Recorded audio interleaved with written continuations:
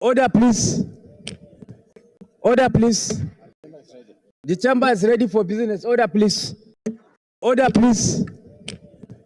Order, please. Distinguished colleagues, please examine the votes and proceedings of Wednesday, 20th November 2024, and confirm the entries as the true reflection of what transpired yesterday.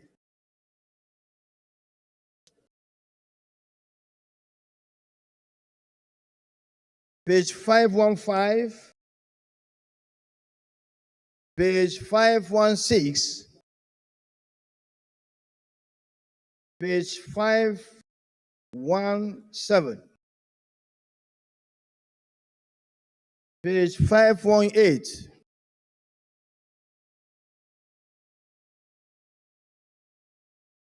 Page 519.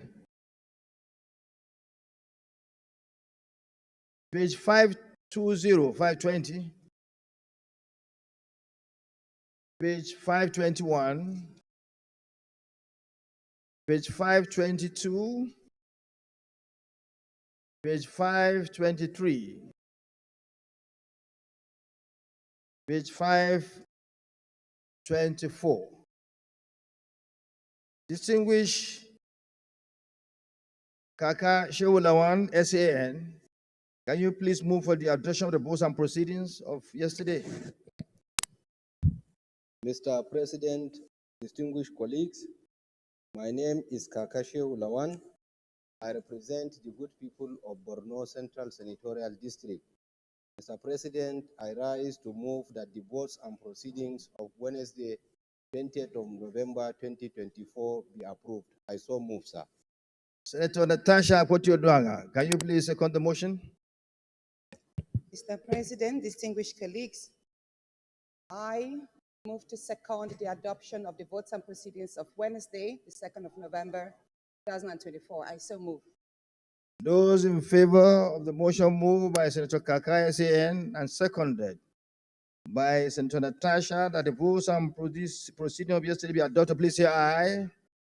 Those against the motion, please say nay. The ayes have it.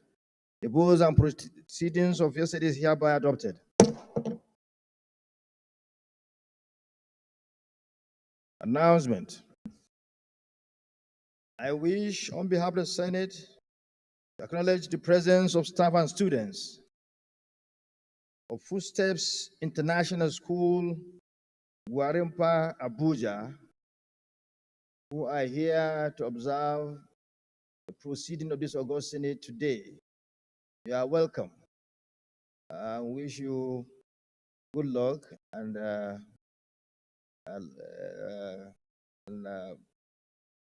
you travel back to your school safely after you have finished the observation of our proceedings. You may wish to sit down.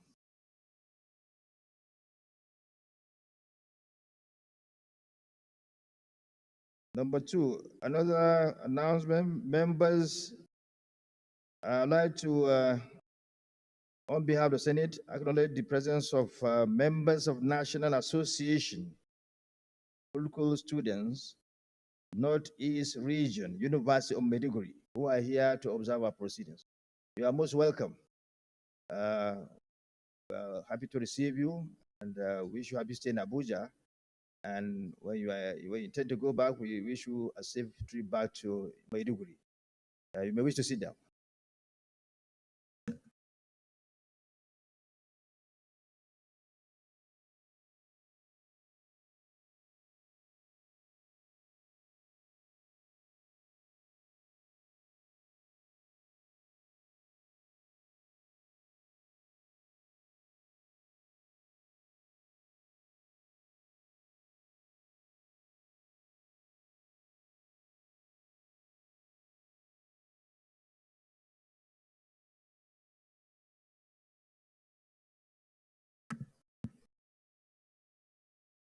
Senate Leader.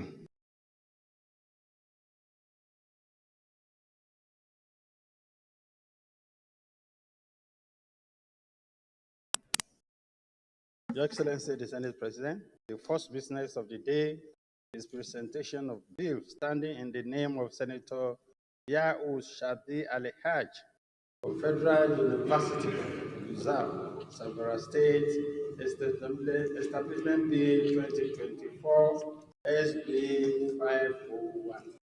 Mr. President, I wish to invite the Clerk of Senate to read the short title. Clerk of the Senate. Mr. President, distinguished senators, Federal University, Gusau, Zamfara State Establishment Bill 2024, SB 501, first reading. Federal University, Gusau, Zamfara State, Establishment Bill 2024, SB 501, first reading. Thank you. Senate Leader. Mr. President, the second business of the day is the presentation of the bill standing in the name of Senator Joel Onawapo Thomas, Federal Polytechnics Act Amendment Bill 2024, SB 540. Mr. President, you may wish to invite the Clerk of Senate to read the short title of the bill. Clerk of Senate. Mr. President, distinguished senators, Federal Polytechnics Act Amendment Bill 2024, SB 540, first reading. Federal Polytechnics Act Amendment Bill 2024, SB 540, first reading. Second. Leader of the Senate. Mr. President, the third business of the day is presentation of the bill standing in the name of Senator Isikamu on Nigerian visual assets and cryptocurrency regulation bill 2024 SB 628. Mr. President, we wish to invite the Clerk of Senate to read the short title of the bill. Clerk of the Senate. Mr. President, distinguished senators, Nigerian Visual Assets and Cryptocurrency Regulation Bill 2024, SB 628, first reading. Nigeria Visual Assets and Cryptocurrency Regulation Bill 2024, SB 6399, first reading. Taken. Leader of the Senate. Mr. President, the fourth business of the day is presentation of the bill standing in the name of Senator Blank Sasso on Federal Technical and Vocational Colleges Bill 2024 SB 639. Mr. President, you may wish to invite the Clerk of Senate to read the short title of the bill. Clerk of the Senate. Mr. President, distinguished senators, Federal Technical and Vocational Colleges Bill 2024, SB 639, first reading. Federal Technical and Vocational Colleges Bill 2024, first reading. Taken. Leader of Senate. Mr. President, the business of the day is presentation of the bill standing in the name of Senator Aliyu Wadada Ahmed on the Federal University of Mining, Engineering and Technology, Nasarawa State, Establishment Bill 2024 SB 647. Mr. President, we wish to invite the Clerk of Senate to read the short title of the bill. Clerk of the Senate. Mr. President, distinguished senators, Federal University of Mining, Engineering and Technology, Nasarawa State Establishment Bill 2024, SB 647, first reading. Federal University of Mining, Engineering and Technology, Nasarawa State, Establishment Bill 2024, SB 647, first reading. Taken. The Leader of the Senate. Mr. President, the sixth business of the day is presentation of the bill standing in the name of Senator Nwoko Ned Munir on Nigerian Data Protection Act Amendment Bill 2024 SB 654. Mr. President, you may wish to invite the Clerk of Senate to read the short title of the bill. The Clerk of the Senate. Mr. President, distinguished senators, Nigeria Data Protection Act Amendment Bill 2024, SB 650, first reading.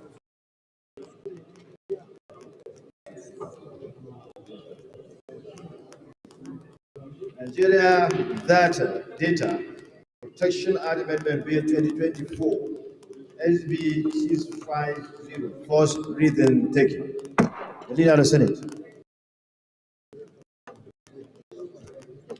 Mr. President, the first order of the day is second reading of Federal University of Agriculture, Kappa, Establishment Bill 2024 SB 603.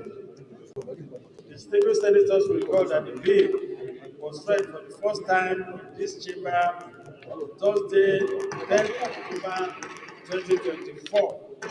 Mr. President, we wish to invite Senator Karimi Sunday Steve to move the motion for the bill to be read the second time. Senator Karimi Sandi, the floor is yielded to you to move your motion in respect of your bill. Thank you, Mr. President. My dear distinguished colleagues, my name is Karimi Sunday Steve. I represent the people of Kogi West. I hereby move that the bill for an act to establish Federal University of Agriculture, Kaba, Kogi State, and make comprehensive provisions for new management and administration and for the next chapter. Your place is not kind of him, right? The way your sister, not all of that. No, she just coming up. Mr. President, my colleague, permit me to lead the debate of this very important bill for the establishment of Federal University of Agriculture, Kaba. The bill was read for the first time in this chamber on Thursday, 10th October 2024. Senator Karimi, say the mic to your mouth. It's not.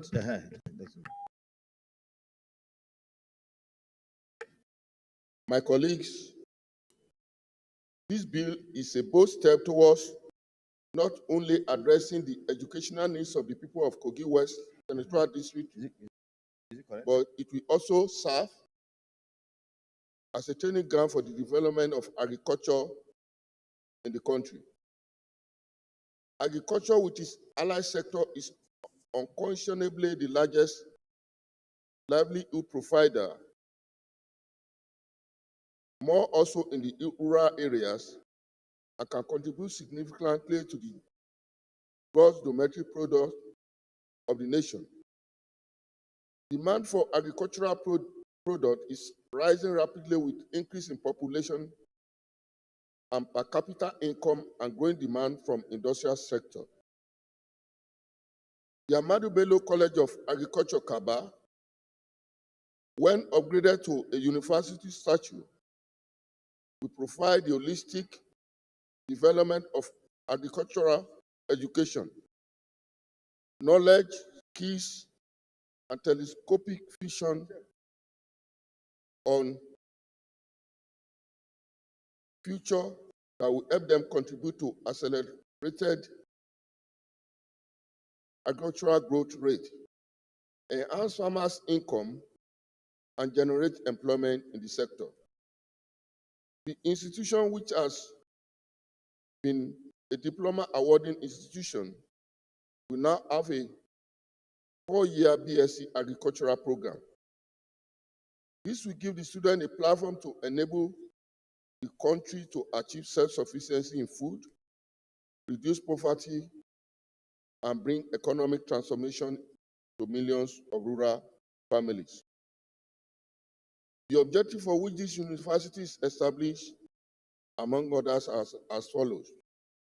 A, to encourage the advancement of learning and to hold out to all persons without distinction of race, creed, sex, or political conviction. B, to develop and offer academic and professional programs leading to the award of certificate, first degree, postgraduate research, diploma, and higher degree with emphasis on planning, developmental and adaptive skills in education, technology, applied science, agriculture, commerce, arts, social science, humanities, management, and allied professionals disciplines. C, to produce socially mature agriculturists with capabilities not only to understand agricultural needs of Nigeria as a nation, but also to exploit existing agro infrastructure and improve on its need to develop new ones, and to act as agent and catalyst for effective agricultural system through postgraduate training, research, and innovation for effective economic utilization and conservation of the country's human resources. Mr. President, my colleagues, the establishment of this university will subsume the Ahmadu Bello College of Agriculture, Kaba, which was first established by the Sultan of Sokoto, Alhaji Ahmadu Bello, then Premier of Northern Nigeria, who was a detribalized and selfless Nigerian, and in the spirit of unity, promoted the idea of establishment of College of Agriculture very far away from Zaria. One noticeable feature in the development of university in Nigeria is the emergence of specialized universities. Most of these focus on science and technology, while only 3, that of Makurdi, Abeokuta, and Umudike, focus on agriculture. Hence, the need to upgrade the Ahmadu Bello College of Agriculture, Kaba, to a university to increase the tally to 4. And as a matter of fact, this will help the back-to-land policy of the federal government to ensure the diversification of our national economy. Agriculture is key, and the driver of this, to me, are products from these universities. I therefore advocate for the establishment of more universities of agriculture across the country. Mr. President, my highly respected colleague, the Ahmadu Bello College of Agriculture, Kaba, is a well-established institution with the state-of-the-art infrastructure, even better than what is obtainable in several universities in the country. The college, when upgraded, will have the needed infrastructure required for the takeoff of the new university. The present infrastructure in the university is enough, and no much fund will be required for an upgrade. I therefore urge you all to support this bill to keep alive the dream of one of our country's founding father and exemplary and visionary leader, Alhaji Ahmadu Bello, Southerner himself. Thank you all. Thank you very much, Senator Karimi. My distinguished colleagues, this bill has been around for quite a while. Senator Karimi has been talking about this bill, so it's known to us. We don't need to put much time debating on it. I'll just call one person who is a neighbor to Senator Karimi. Hopefully, is not far from Kogi State. So, and Professor of Agriculture, please pass all your facts to Senator Adams Oshimole. No, I'm not recognizing you. Adams Oshimole will speak on your behalf, all of you there. Yes. Mr. President, I'm very honored. My name is Adams Aliyu Oshomole. I represent the great people of Edo North. We have a common boundary with Kaba people, and he's also my in-law. The only thing I want to add, sir, I support wholeheartedly that we need specialized institutions, but drawing from experience now, we need to put clauses in the establishment of those universities to ensure that they do not lose focus on. I didn't say that. I will tell him later. Sir, I'm sorry for the. You distracted me. Just to say, sir, that some of the existing ones that he mentioned, over time, some of them are teaching mass communication, public admin, and completely lose focus on the primary purpose. So I think drawing from those experiences, anytime we are now setting up a specialized university of technology of agriculture, there should be a clause that will prevent the authorities from using courses that are totally irrelevant just because they want to use it to mop up revenue. I support this. I think this country must begin to focus its institutions of learning in those areas that the economy needs specialized skills and the world needs those specialized skills. We have fertile land, but we need, as we move away from peasant farming to mechanized farming, we do need people who are trained as agricultural economists and all the other courses related to agriculture. So I fully support this bill and think it merits With profound respect, second reading. Thank you, sir. Thank And you I very much. believe As I all said, my this brothers bill here- has been around for quite a while, and there isn't need for us to accept if there's anybody who's against the bill. Okay, well, I have somebody, Senator Ablaya, who is an agricultural economist, wants to give some, some Yes, observation. Mr. President, distinguished colleagues, just for information, this bill was in the 8th Senate, it was in the 9th Senate, and Smart Ademi brought it, and I think it was passed here. It went to, there was even public sitting on it. It passed third reading. You know, it's just that it was not signed by the president before he left. So I don't think there is really any need for us to continue debating this matter. Already,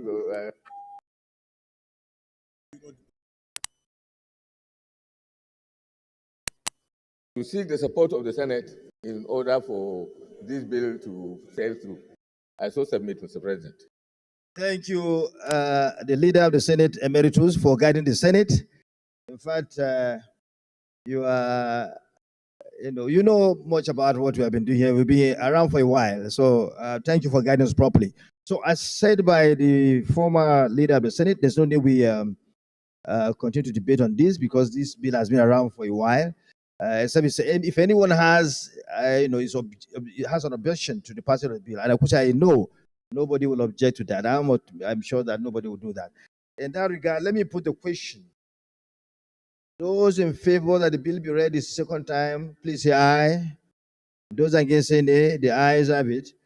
Let me comment before. Okay, well, the clerk of the Senate. Mr. President, distinguished senators, a bill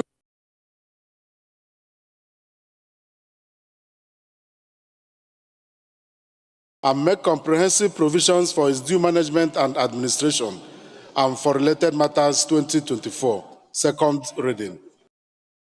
A bill for an act to establish Federal University of Agriculture, Kaba, Kogi State, and make comprehensive provisions for its due management and administration and for related matters 2024. Second reading taken.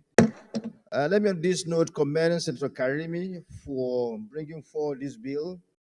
It shows that he has a passion to bring about agricultural development in this area because we all know that agriculture is the mainstay of our economy, and we need to really work to make sure that we're able to feed ourselves, to have the necessary food security, and to get that done, you need the personnel, we need the manpower to drive that zeal of our country. And this university is an instrument that will provide those that will work in the agriculture sector to bring modern techniques in agriculture to bear in agricultural practice. The world is changing, the world is dynamic. Peasant farming is not what is in vogue. What is in vogue is mechanized farming. And this university, if established, will provide us manpower to bring in techniques, modern techniques, that will help us to mechanize our agricultural practice. So on this note that I want to commend those who contributed and urge Senator Karemi to continue to do his best for the upliftment of the lives of his people. More grace to your elbows. Clerk of the Senate. Leader of the Senate. Okay. The bill is therefore referred to the Committee on Tertiary Institution and Telephone and to report back within 4 weeks. The clerk, the leader of the Senate. Mr. President, first and foremost, we want to seek your indulgence to temporarily put a hold on the second order of the day. Inadvertently, the promoter is not around, and we want to go into third order of the day. I so move, Mr. President. Leader. Thank you, Mr. President. Very distinguished colleagues, I rise to second the motion as moved by the Senate leader. I so second. Those in favor of the motion as moved by the Senate leader and seconded by the leader, please say aye. Those against say nay. The ayes have it. The leader of the Senate, we can move on. Mr. President, the third order of the day is presentation and consideration of reports of Committee on Local and Foreign Debts on the new external borrowing of 1767,610,321,779 naira, USD 2.209 billion in the 2024 Appropriation Act. Mr. President, you may wish to invite Senator Wamako Aliu, the chairman of committee, to move the motion for the Senate to receive and consider the report of committee.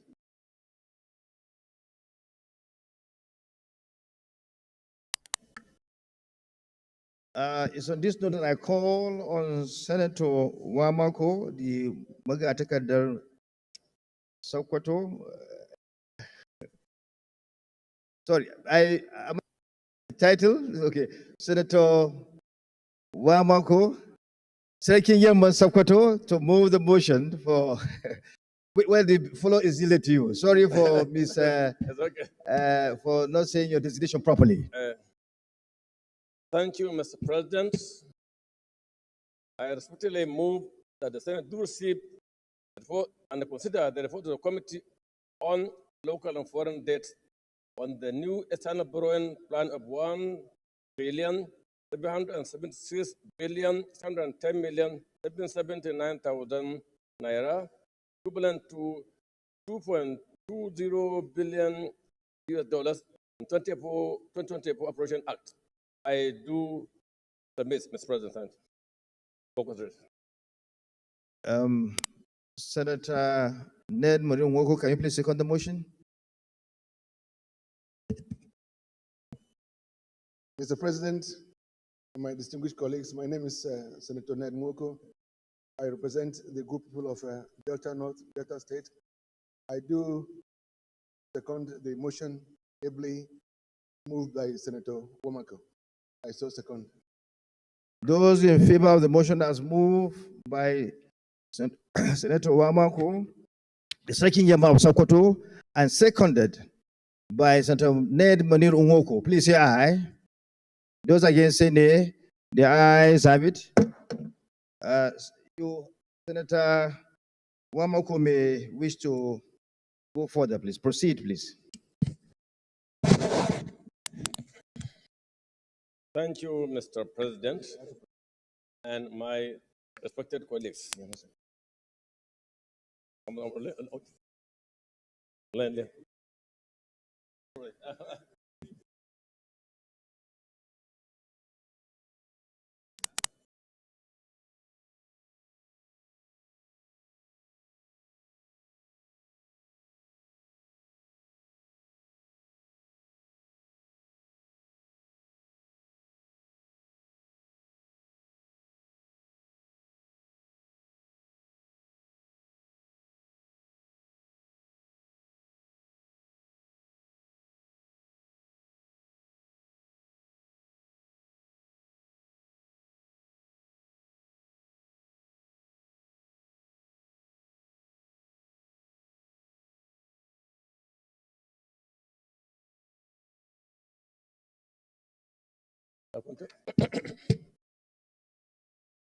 Thank you once again, Mr. President, my dear colleagues.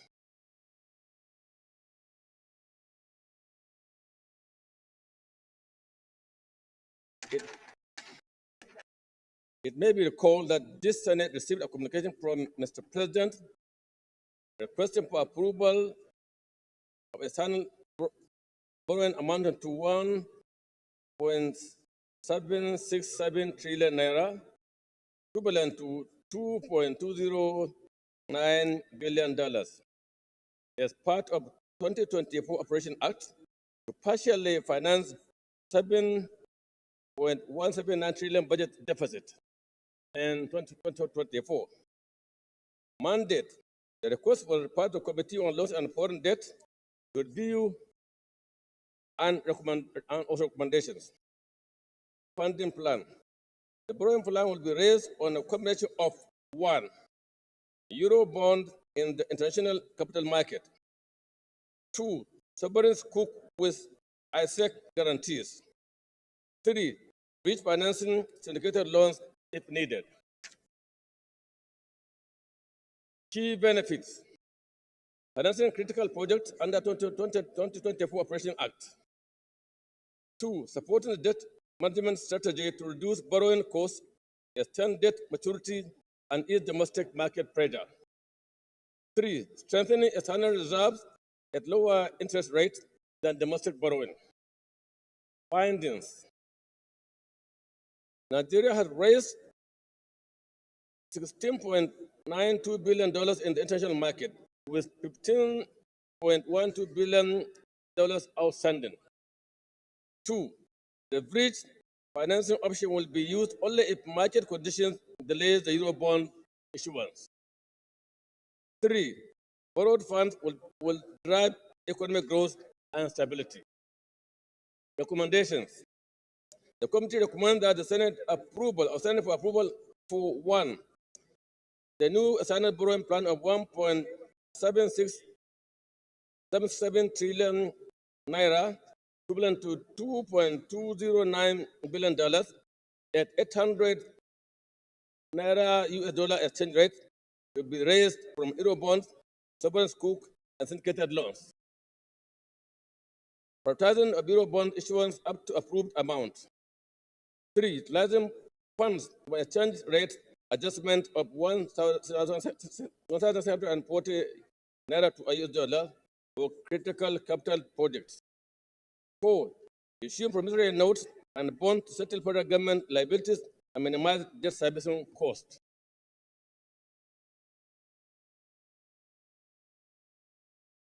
5.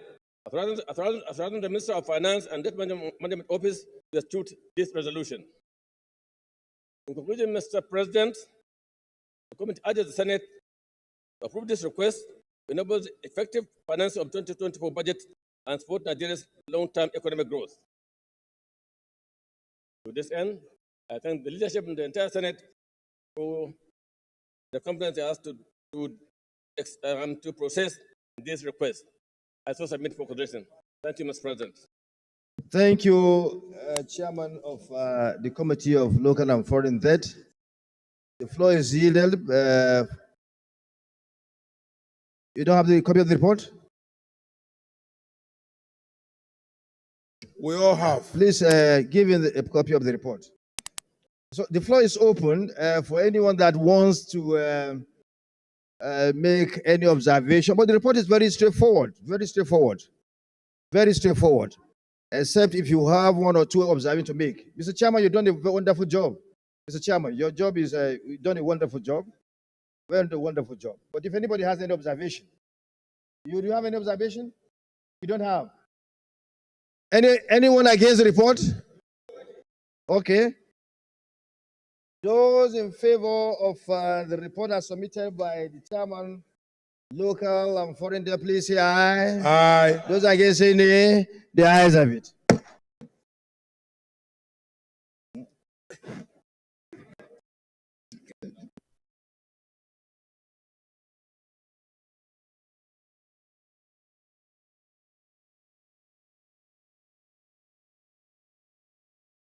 Senator Benson, take your seat. Senator Pasui, Senator Benson and Senator Alindume, take your seat. Senator Habib, take your seat. So, Senator Pasui. Order, please.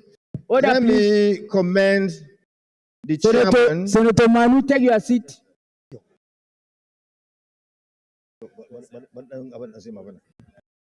Order, please. Thank you, Chief Whip, for restoring order to the Senate. Let me, on this note, commend the chairman of the committee the Selection Yama of South Porto and members of the committee for a job well done. The report is indeed well packaged and well properly articulated. Consider the fact that the job they had to do took them just 24 hours. This should have been something that would have taken longer time. They show sacrifice. You show sacrifice for the interest of the country by working around the clock to make sure that you get everything done, and not only done but properly done. So we thank you very much, members of the committee. The chairman, you have done a wonderful job. Thank you very much. The leader of the Senate. Mr. President, the fourth order of the day is presentation and adoption of Conference Committee report on National Drug Law Enforcement Agency, NDLEA Act, Amendment Bill 2024. Distinguished senators will recall that the Senate and the House passed a different version of National Drug Law Enforcement Agency, NDLEA Act Amendment Bill 2024. The conference committee of both houses have met and harmonized the differences in accordance with Senate Standing Order 86. Mr. President, with your permission, I move the motion for the Senate to adopt the conference report. The minority leader. You need to second. Mr. President, I'd like to second the motion moved by the Senate leader. I so second. Those in favor of the motion moved by the leader of the Senate and seconded by the minority leader, please say aye. Those against say nay. The ayes have it.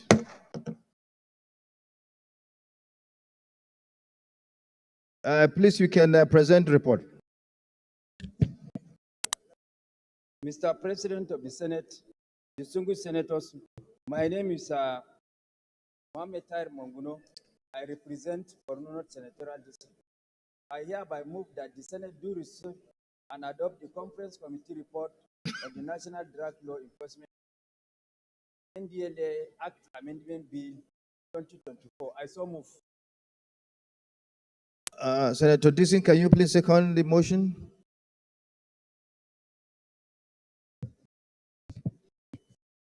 Henry Siraki Dixon, Bayelsa West, I rise to second that this report be adopted. I so second. Those in favor of the motion moved by the Chief Whip and seconded by Senator Dixon, please say aye. Those against say nay. The ayes have it.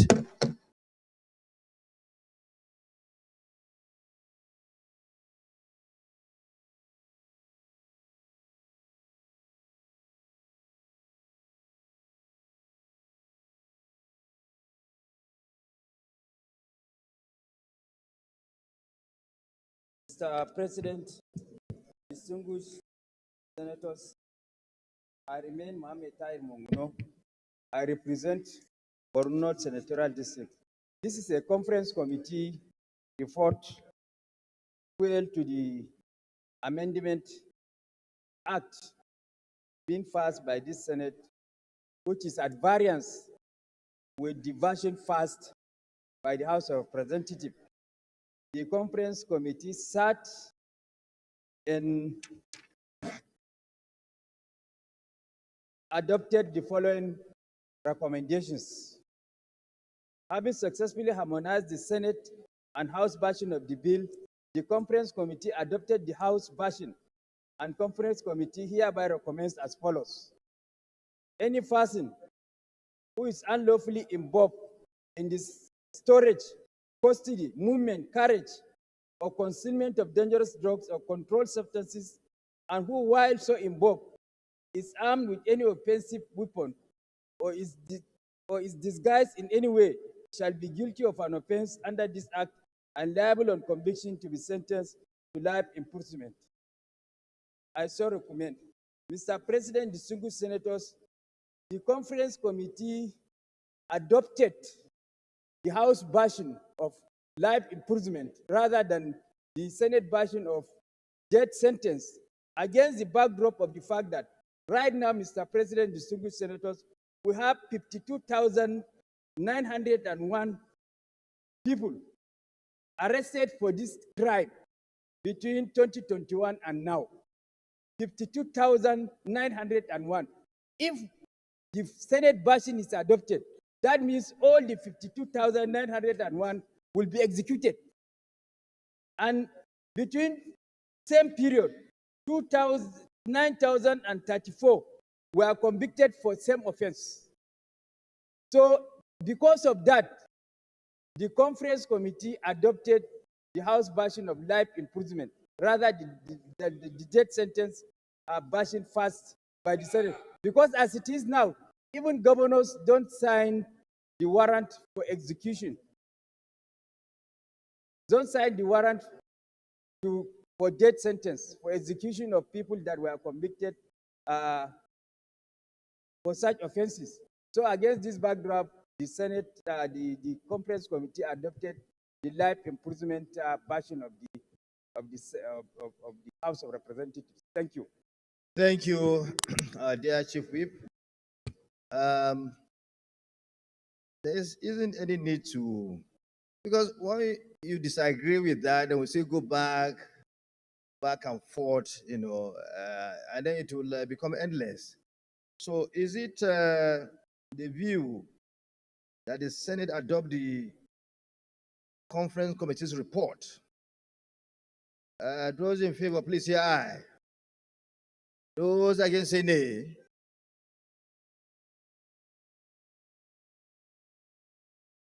Minority Leader. Okay, well, you are not on your seat. So this is a very important motion, because I don't want it to. It's not legitimate. I agree with you. So the ayes have it. So thank you very much, Chief Whip, for a job well done. You've shown experience by standing for the Senate and getting to this conclusion. In fact, I know if Senator Imamboye was here, I know he would have objected, because he was in the forefront. He was at the forefront of the introduction of a death penalty. But luckily for your report, luckily for you, Senator Imamboye, and those who were objecting to life imprisonment are not here. Otherwise, it will have become a heated debate to get your report through. Thank you very much for your job well done. And so on this note, I call on the leader to move on. Proceed, Mr. Leader. Distinguished Leader. You have the floor, Leader.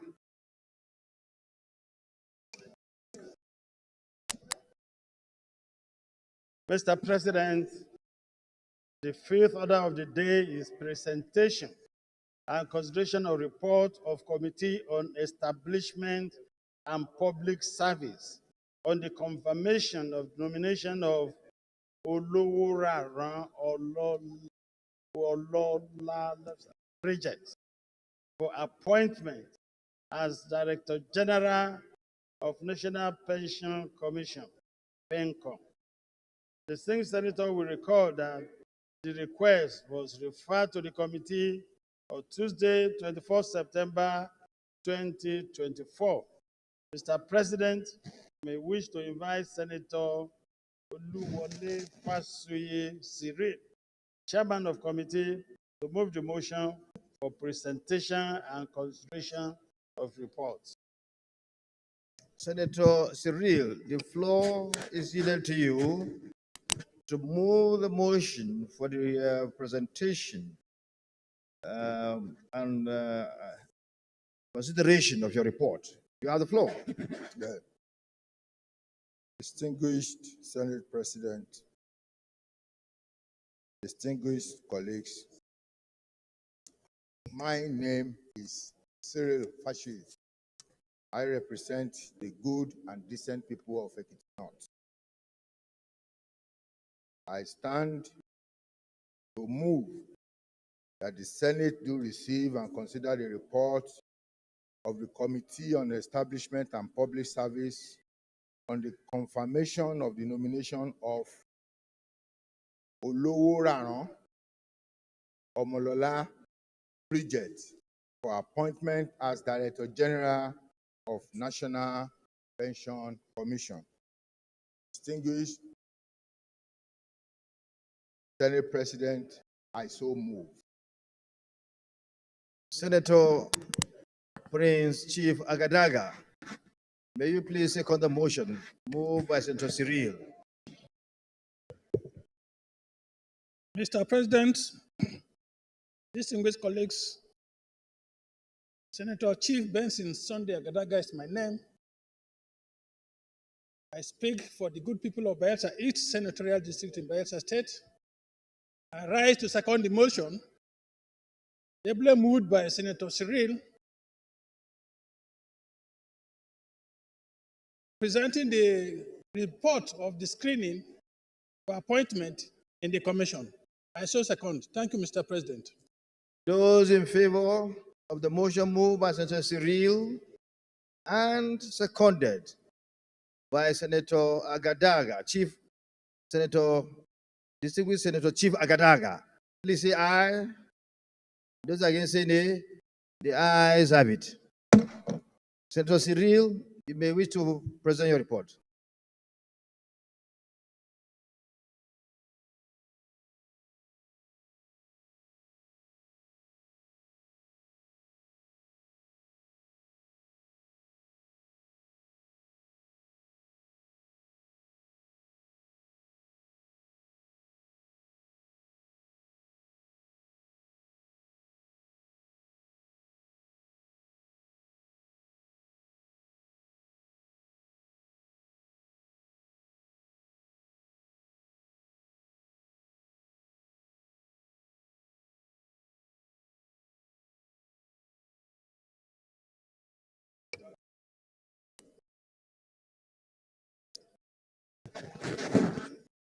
Senate President,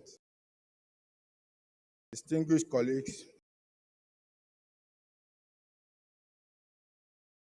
I stand to present the report on the screening for the confirmation by the Senate of the presidential nomination for appointment to the position of Director General of National Pension Commission.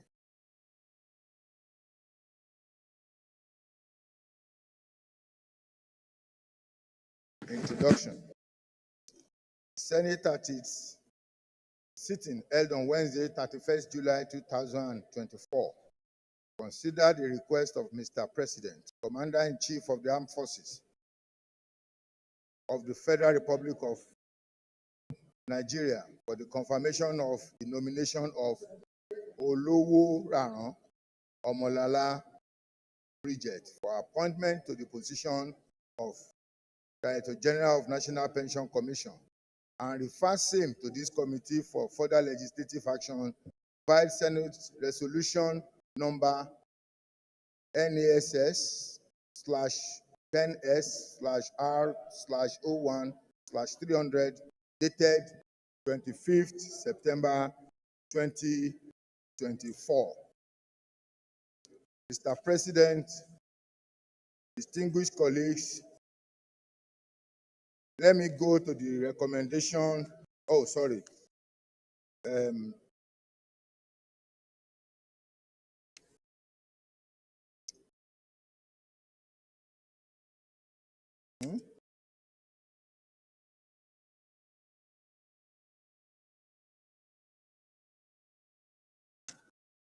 Yes.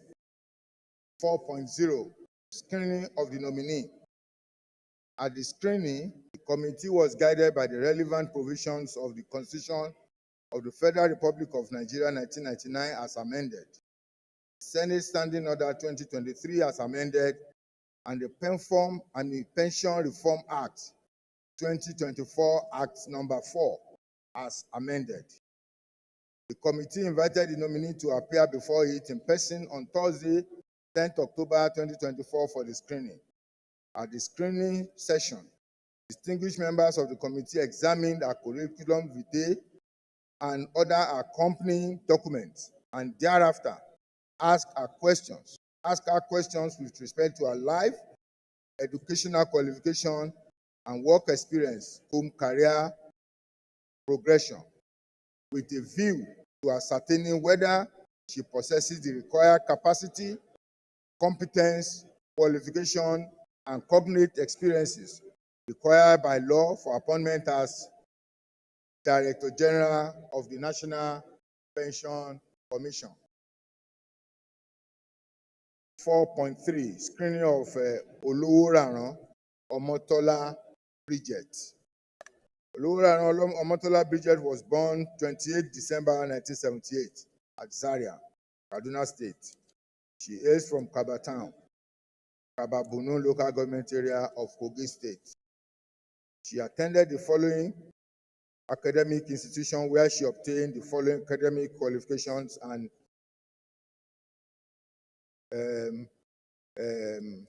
certificates as contained in the report.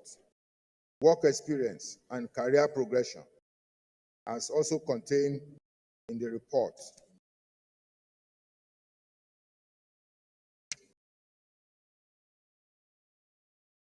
Five point zero, findings and observations. At the end of the screening, the committee held a brief markup session where it deliberated extensively on the nominee's life, academic qualifications, work experience, competence, and integrity required for appointment as Director General of National Pension Commission, and thereafter established the following findings and observations to wit: that the nominee, one, that the nominee possesses the required legal requirements specified under the provision of Section 19, subsection 2, subsection 5, 6, and 26 of the Pension Reform Act 2024, Act number 4, necessary for appointment to the position of Director General of the National Pension Commission. 2, that as at the time of this report, there is no any adverse security report or petition before the committee against the nomination of the nominee for appointment as Director General of National Pension Commission.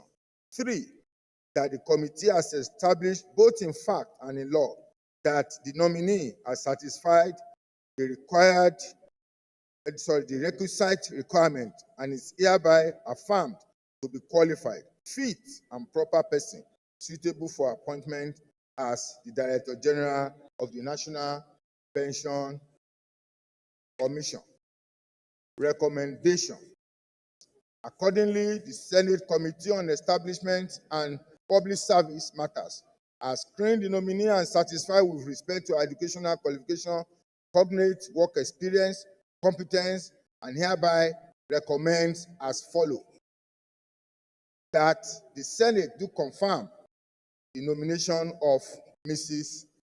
Oluworaran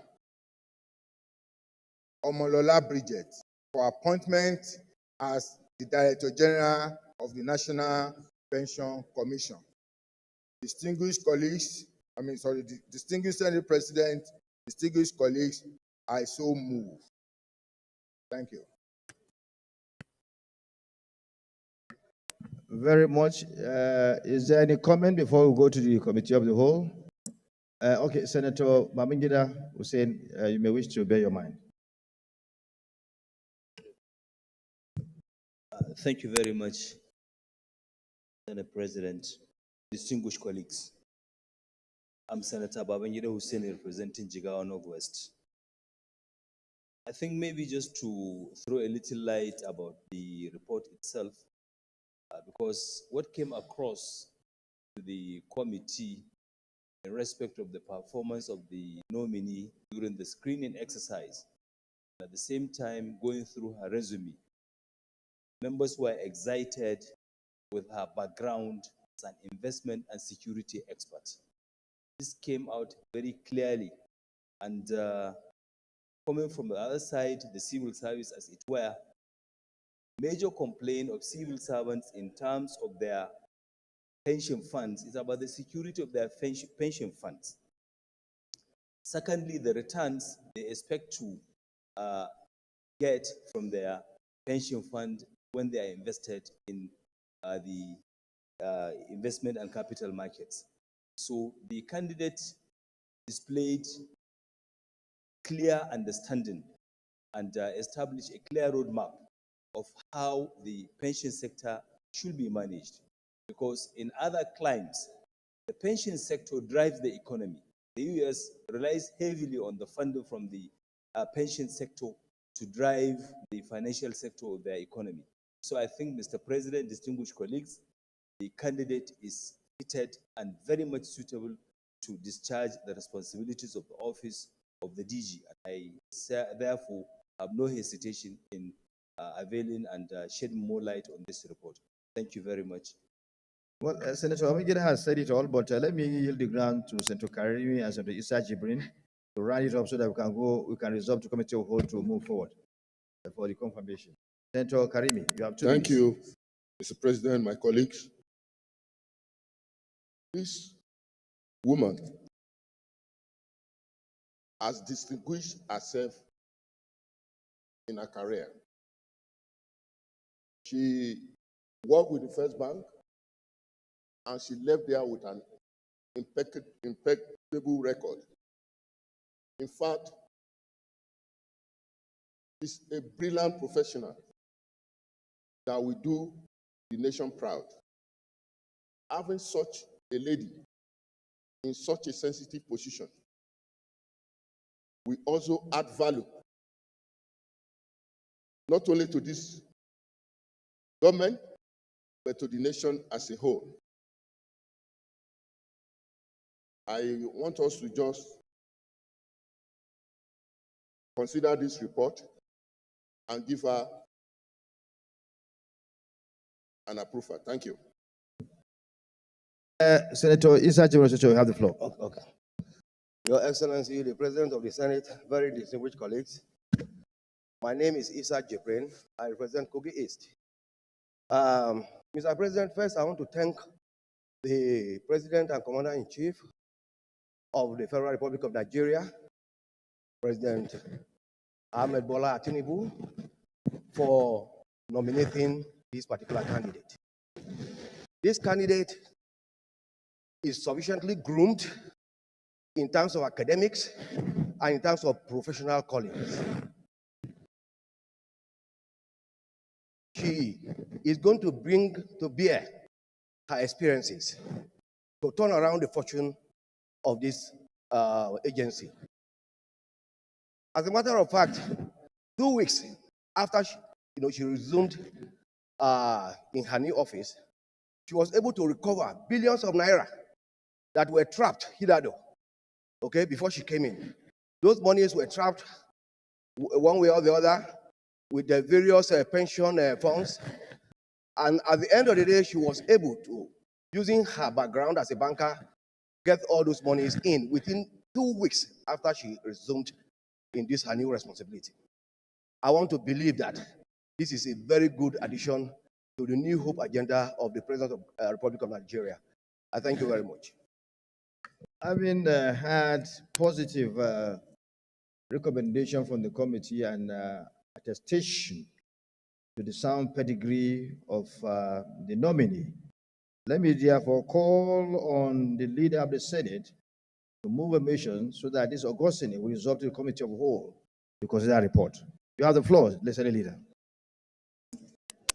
Mr. President, I stand to move a motion that we resolve to committee of whole to consider the report. I so move. Minority leader. Minority leader. Thank you, Mr. President, distinguished colleagues. I like to second the motion moved by the Senate leader. I so second. Those in favor that this August Senate resolve to the committee of the whole to consider report, please say aye. Those against, say nay. Those in favor, please say aye. Those against, say nay. The ayes have it.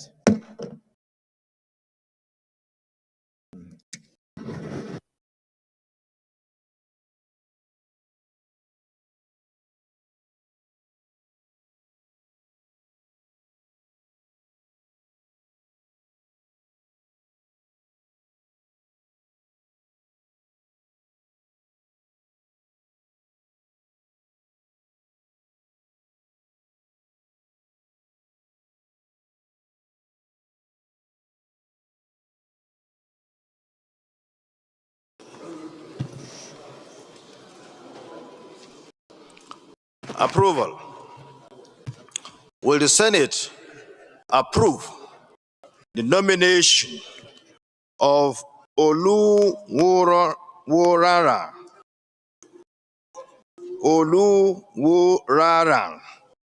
Olulola Bridget for appointment as Director General of National Pension Commission? Those in favor, please say aye. Those against say nay. The ayes have it. The minority. The leader of this.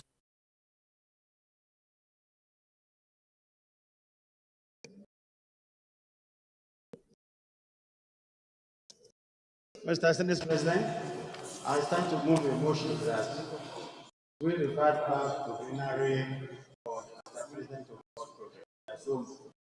The minority leader. Mr. President, sitting as chair, between colleagues, I like to second the motion that they have to file back to plenary for the chair to report progress. Those in favor of the motion that the committee will revert to this plenary to report progress, please say aye. Those against say nay. The ayes have it.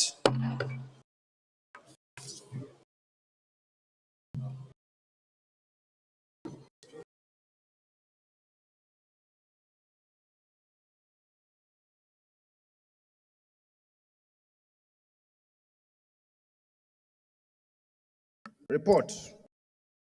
The Senate and the Committee of the Whole consider the report. The Committee on the Establishment and Public Services on the confirmation of Mr. of Mrs. of Mr. President's nominee for appointment as the Director General of National Pension Commission, PENCON, and approve the nomination of Oluwararan Omotola Bridget as the Director General of National Pension Commission, PENCOM. It is a true reflection of what transpired in the Committee of the Whole. Committee Chairman, you are not even, where is he? Cyril? Is this a true reflection of what transpired in the Committee of the Whole?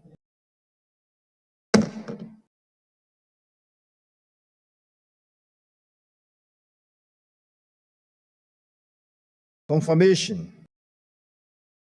Will the Senate confirm the nomination of Oluwararan Olulola Bridget for appointment as Director General of National Pension Commission, PENCOM? Those in favor, please say aye. Those against say nay. The nomination of Oluwararan Olulola Bridget is hereby confirmed as Director General of National Pension Commission, PENCOM. Let me commend the Committee on the Establishment and Public Services of the Senate, led by distinguished Senator Cyril Oluwole Fasui, for a job well done. You've done a wonderful job by screening this nominee, and you found out that she possesses the sound pedigree needed for someone to perform as a DG of PENCOM. And your report is attested to by senators from her state and those in the banking industry where she served excellently. It is therefore necessary to commend you for what you've done. Thank you very much, Senator Cyril and members of your committee. Continue to do good jobs such as these for the Senate and indeed the entire people of this country. Thank you very much. The Leader of the Senate. Mr. President, the sixth order of the day is presentation and consideration of report of Committee on Tertiary Institutions and Third Fund of Federal University of Agriculture and Entrepreneur, Farmer, Establishment Bill 2024, SB 185. Distinguished senators will recall that the bill was referred to the committee on Thursday, 16 May 2024. Mr. President, you may wish to invite Senator Muhammad Danduze Mutari, Chairman of Committee, to move the motion for presentation and consideration of report. Senator Muhammad Danduze Mutari, the Chairman of the Senate Committee on Tertiary Institution Third Fund. You have the floor to move your motion for the presentation and consideration of your report. You have the floor. Thank you, Mr. President. My respected colleagues, I'm Senator Danduze Mutari Mohammed, representing Katsina South. Mr. President, the Senate do receive and consider the report of the Committee on Tertiary Institutions and Third Fund on the Federal University of Agriculture and Entrepreneurship, Burma Establishment Bill 2024, SB 185. I so move.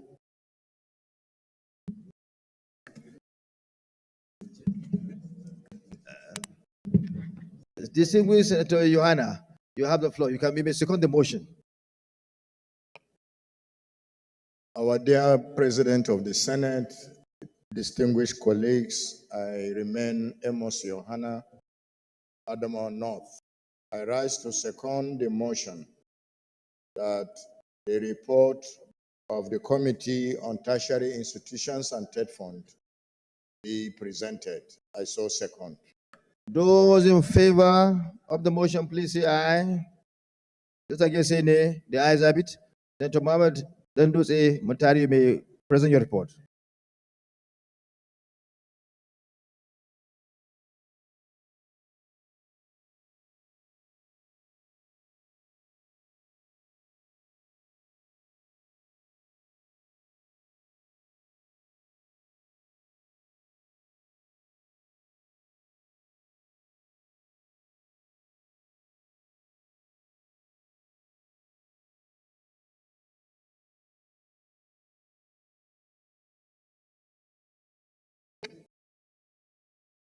Thank you, Mr.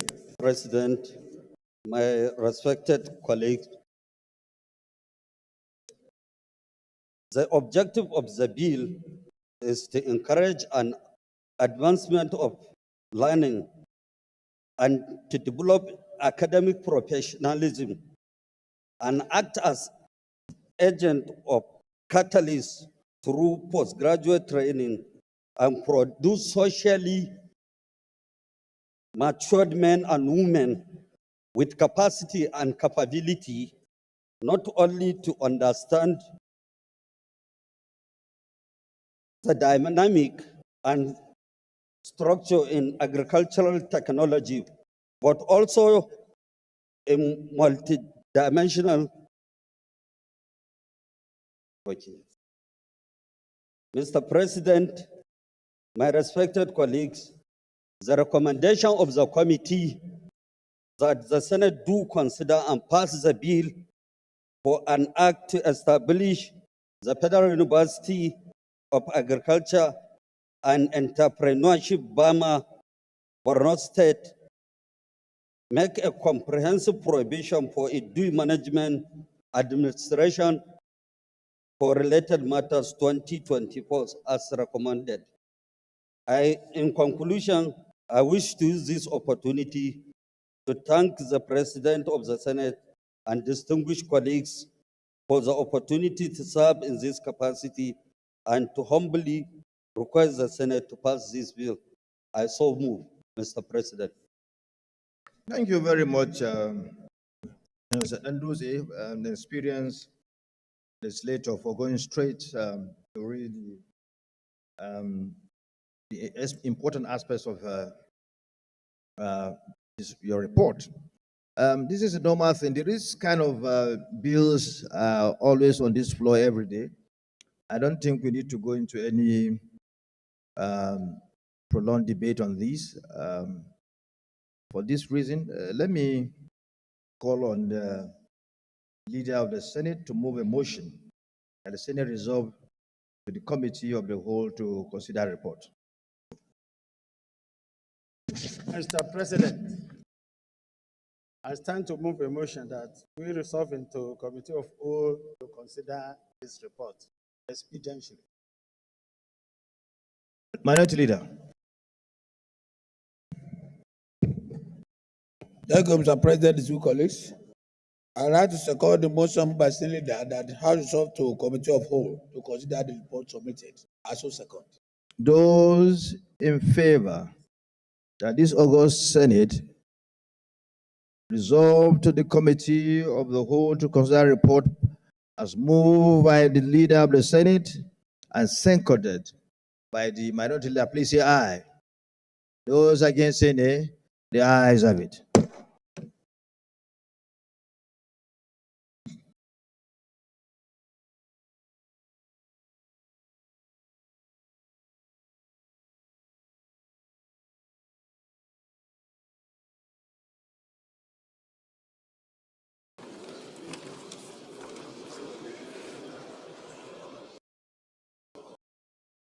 Those in favor that clauses 1, 2, 3, 4, 5, and 6 stand pass of the bill, please say aye. Those in favor that clauses 7, 8, 9, 10, 11, 12, 14, 15 stand part of the bill, please say aye. Those against say nay. The ayes have it. Those in favor that clauses 15, 16, 17, 18, 19, and 20 stand path of the bill, please say aye. Those against say nay. The ayes have it. Those in favor that clauses 21, 22, 23, 24, 25, all stand pass of the bill, please say aye. Those against say nay. The ayes have it. Those in favor that clauses 20, pages 26, sorry.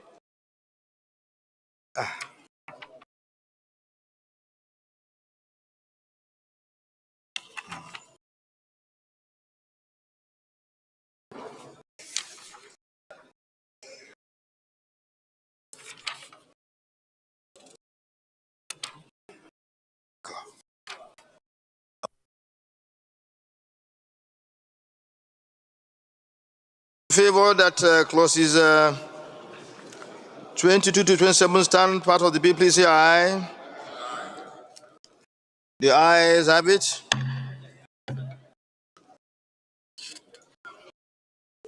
Those in favor that the explanatory memorandum stand part of the bill, please say aye. Those against say nay. The ayes have it.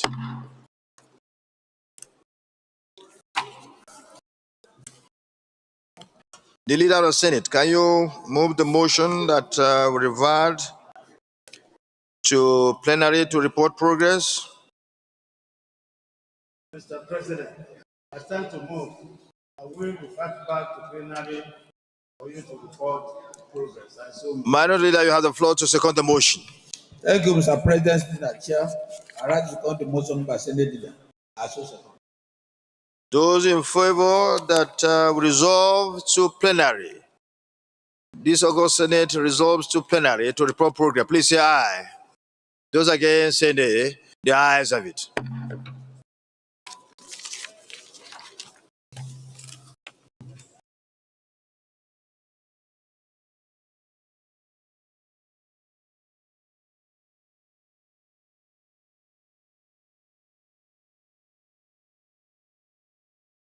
Report.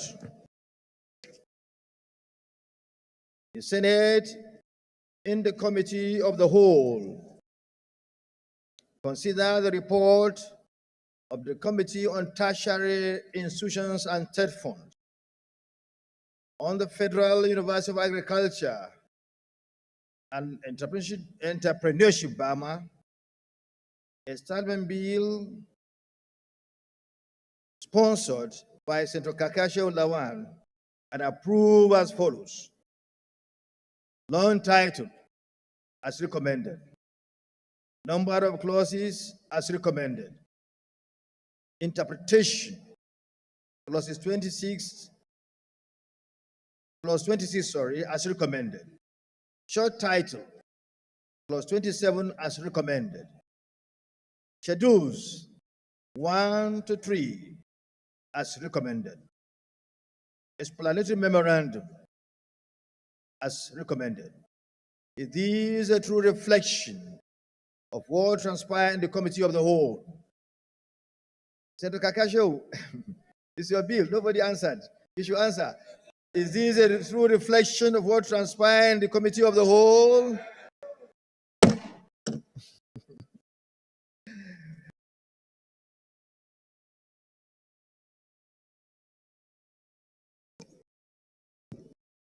Mr. Senate President, I stand to raise the motion that the Federal University of Agriculture and Entrepreneur Farmer Establishment Bill 2024 be now read the third time. You have the floor to second the motion. Mr. President, very distinguished colleagues, I like to second the motion moved by the Senate Leader that the bill be read the third time. I so second. Those in favor of the motion moved by the Senate Leader that the bill be read the third time and seconded by non-minority leader, please say aye. Those against say nay. The ayes have it. The clerk of the Senate. Mr. President, the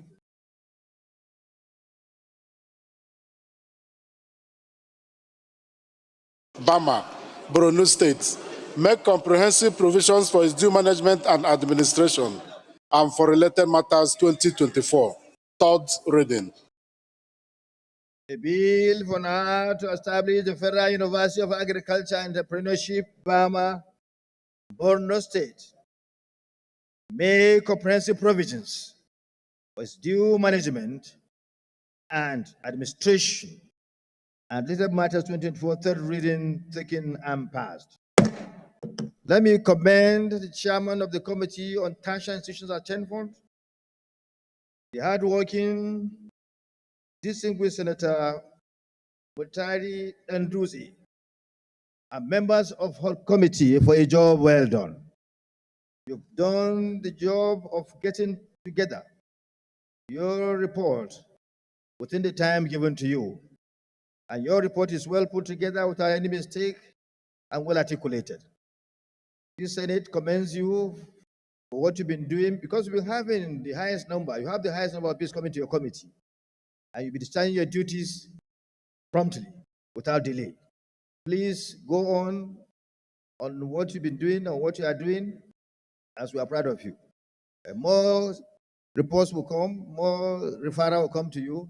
So do all your work with dispatch, as you've done in this report. And I also commend the sponsor of the bill, Senator Kaka Shehu, SAN, for initiating the bill in the first place.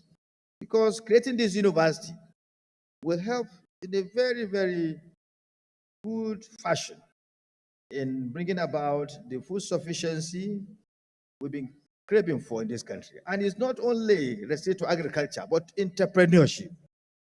Entrepreneurship is an area that we want to promote because of its importance. So, and this university has the two combined. So this is a very well thought out initiative, and we thank you for what you've done. Very good. So we hope that we have the concurrence by the House of Reps and then the assent of Mr. President to bring your initiative to fruition. Thank you very much. Leader of the Senate. Mr. President,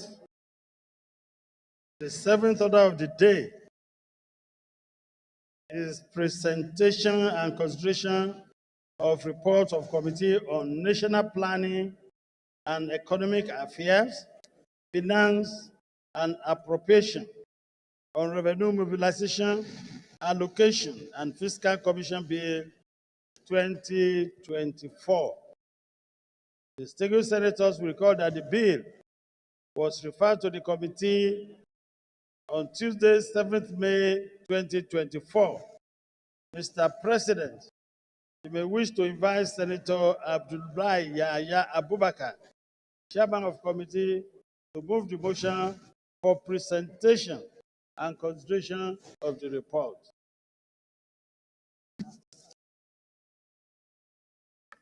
Let me now yield the floor to the former leader of the Senate, Senator Yahya Abdullahi, to move his motion for the presentation and consideration of the report. Our former leader, you have the floor. Thank you. Thank you, Mr. President, distinguished colleagues. I rise to move a motion for this distinguished Senate to receive and consider the report of the Committees on National Planning and Economic Affairs, Finance and Appropriations on the Revenue Mobilization, Allocation and Fiscal Commission Repeal and Reenactment Bill 2024. I so move, Mr. President.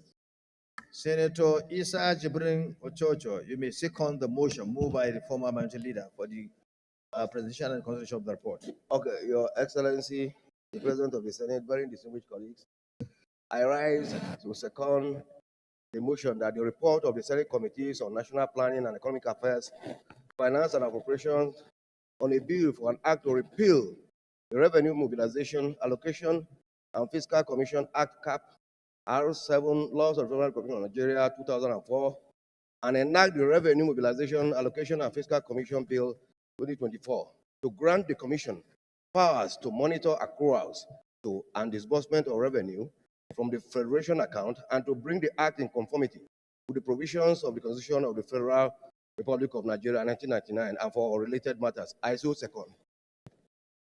Those in favor of the motion moved by the former leader of the Senate and seconded by Senator Isa Jibrin, please say aye. Those against say nay. The ayes have it. Your Excellency, former leader, the floor is yielded to you to present your report and move into reading your report.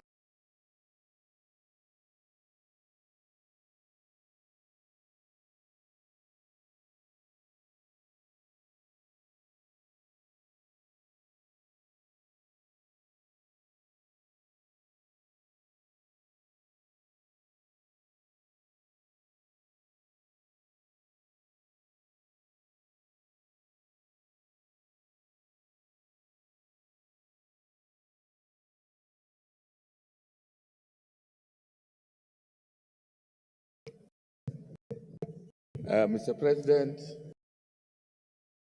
my highly respected colleagues, chairmen and members of the three committees to whom this bill was referred to, I stand before you to present the report of the Senate Committees on National Planning and Economic Affairs, Finance and Appropriations, on a bill for an act to repeal the Revenue Mobilization, Allocation and Fiscal Commission Act, R7 Laws of the Federation of Nigeria 2004, and enact the Revenue Mobilization, Allocation and Fiscal Commission Bill 2024 to grant the Commission the powers to monitor accruals to and disbursement of revenue from the Federation account to bring the Act in conformity with the provisions of the Constitution of the Federal Republic of Nigeria 1999 as amended and for related matters.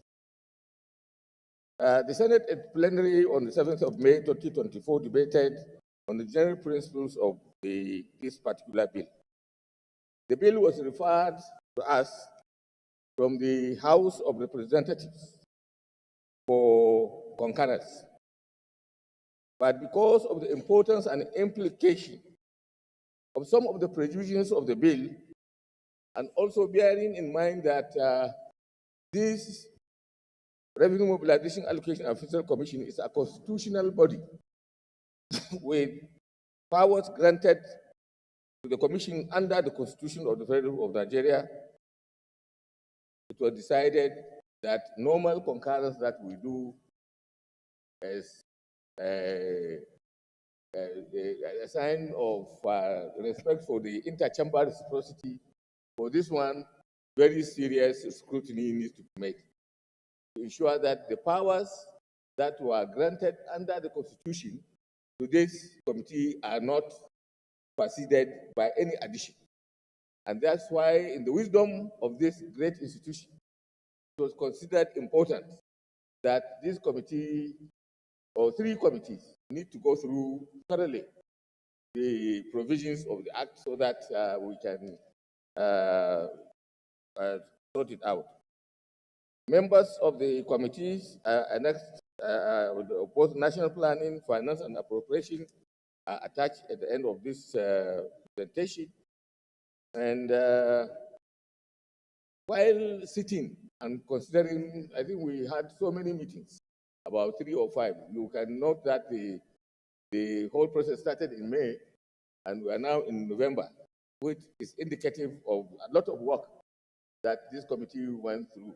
We went through with a hair comb to make sure that the law does not give the committees or the commission powers that it does not have under the Constitution. We also saw that it is important, for us to ensure that the committee is funded from the Federation account sufficiently to enable the Commission to carry out its constitutional responsibilities. And with this in mind, the bill was referred back. The committees referred back the bill to the committee to be made up of the representative of the Ministry of Finance, the Revenue Mobilization, Allocation and Fiscal Commission itself, and the Federal Ministry of Justice. Because when we looked at it, we found that the legislative or the elegance of the presentation of the bill needs to be perfected by the Ministry of Justice. These institutions met on several occasions and brought the bill back to the three committees, which sat down and considered all these issues. And we also made some further refinements to ensure that, all the issues that I raised earlier are taken care of. And we also devised the best way in which we can be able to fund the committee and the commission so that it does its work. So with this introduction, I think I have already introduced the matter. We don't need to go through all the other issues that are there. And in conclusion, Mr. President, distinguished colleagues, on behalf of the three committees of National Planning and Economic Affairs, the Senate Committee on Finance, and Senate Committee on Appropriation, we want to thank you very much for the opportunity given to three committees to be part of the processing of this bill. The incisive contributions that have been made to the debate on the general principles of the bill richly impacted on the processing of the report. We also want to express our gratitude to the Ministry of Justice and to the Ministry of Finance, who sat around and going through this bill, which brought us back again, and we also considered it. So I want to use this opportunity before you do so to thank all the members of the three committees for the very patient and painstaking way in which they went through the provisions of this bill until we come before you on this August occasion today. It's an August day in January. And I think with this, the committees, I want to report also that Mr. President, in his wisdom and in the recognition of the importance of this commission, has brought to full complement the membership of this commission. Every state now has a representation on this commission, and we want to use this opportunity to thank Mr. President for the very prompt way in which this thing has been. The committee has been underrepresented, I think, for the past 4 or 5 years. But Mr. President, in his to implement the agenda of the government, make sure that this committee was given the pride of place in his New Hope agenda. So, Mr. President, with this, I would like to thank you very much and thank the Senate for giving us the opportunity to be part of this process. I thank you and God bless you. Thank you very much for your straightforward and well articulated report. And because of how the report is well crafted and well explained, I don't think anyone will have anything to raise in terms of lack of clarity or lack of any information that may be missing. So, to do respect, let me call on the Senate leader so that we can resolve to the committee of whole to consider the report. The Senate leader.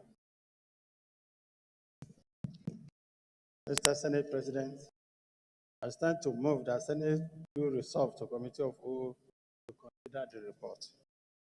Though, minority leader, please. Thank you, Mr. President, the civil colleagues. I write to second the motion moved by Senate leader that they are resolved to committee of whole to consider the report. I so second. Those in favor of the motion moved by the leader and seconded by minority leader, please say aye. Those against say nay. The ayes have it.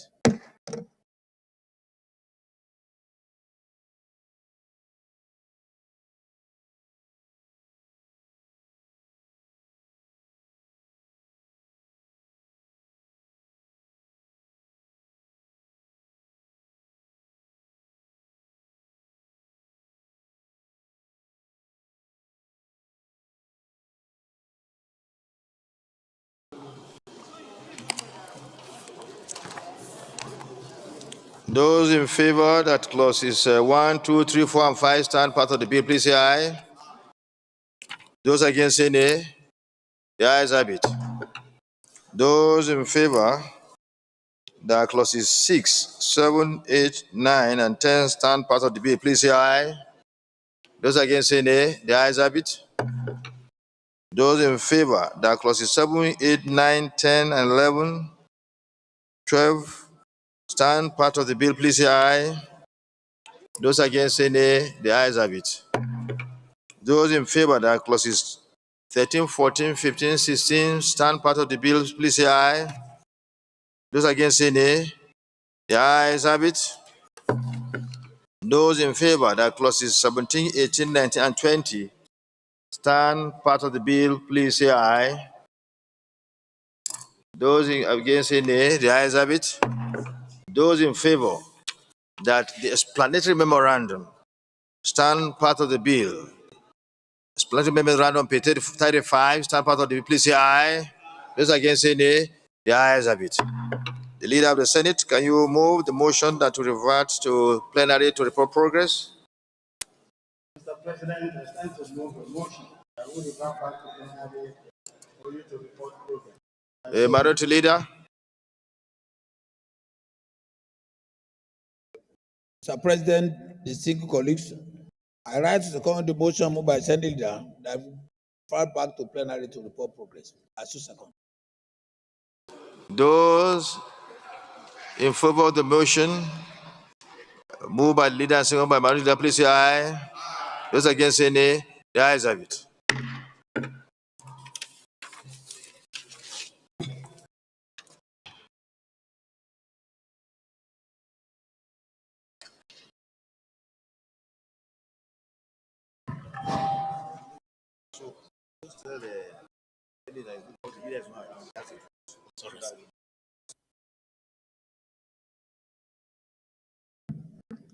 Report.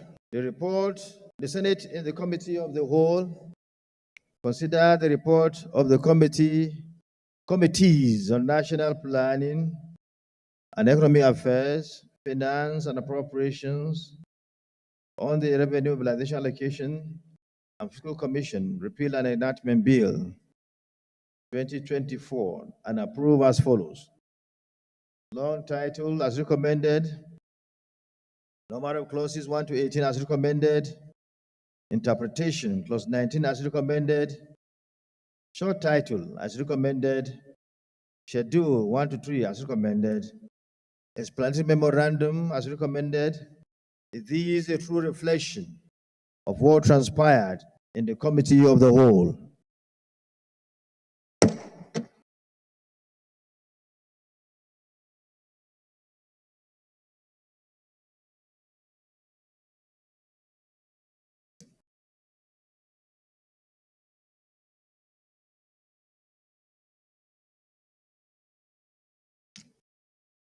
The Leader of the Senate.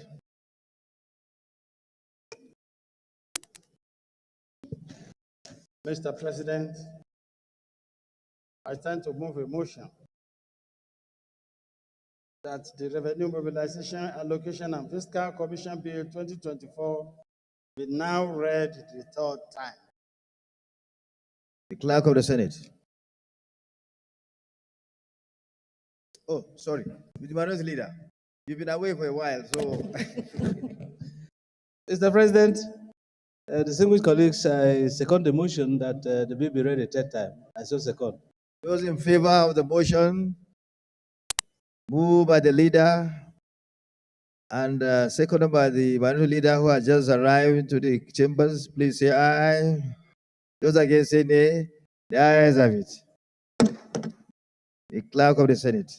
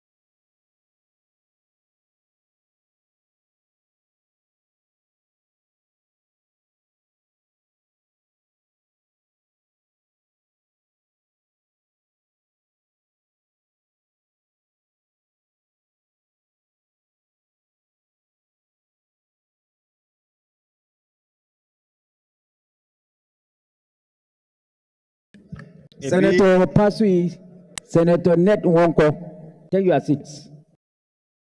A bill for an act to repeal the Revenue Mobilization, Allocation and Fiscal Commission Act (CAP) R7, Laws of the Federation of Nigeria 2004, and enact Revenue Mobilization, Allocation and Fiscal Commission to grant the Commission powers to monitor accruals, to and disbursement of revenue from the Federation account, and bring the act in conformity with the provisions of the 1999 Constitution as amended, and for other matters related therewith 2024, third reading taken and passed.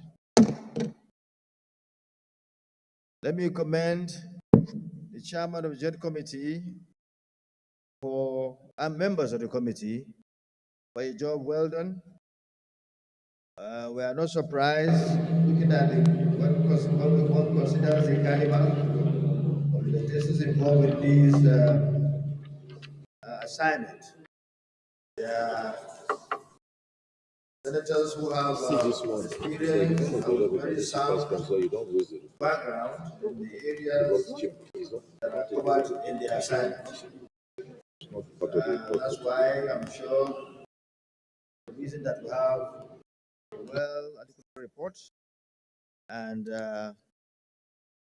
this, I'm sure, the outcome of the exercise that has just been passed will help to reposition the Revenue Mobilization and Fiscal Commission in the best manner possible for it to perform its statutory role.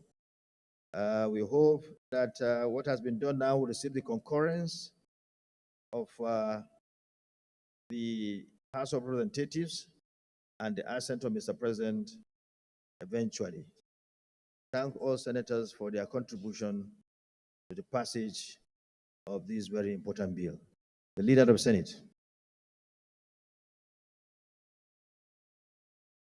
Your Excellency, the President of the Senate, I will want to create your indulgence to step down the 8th order of the day on House Bill for concurrence until another legislative day and move straight to the last item of the day on a motion by our leader. I so move.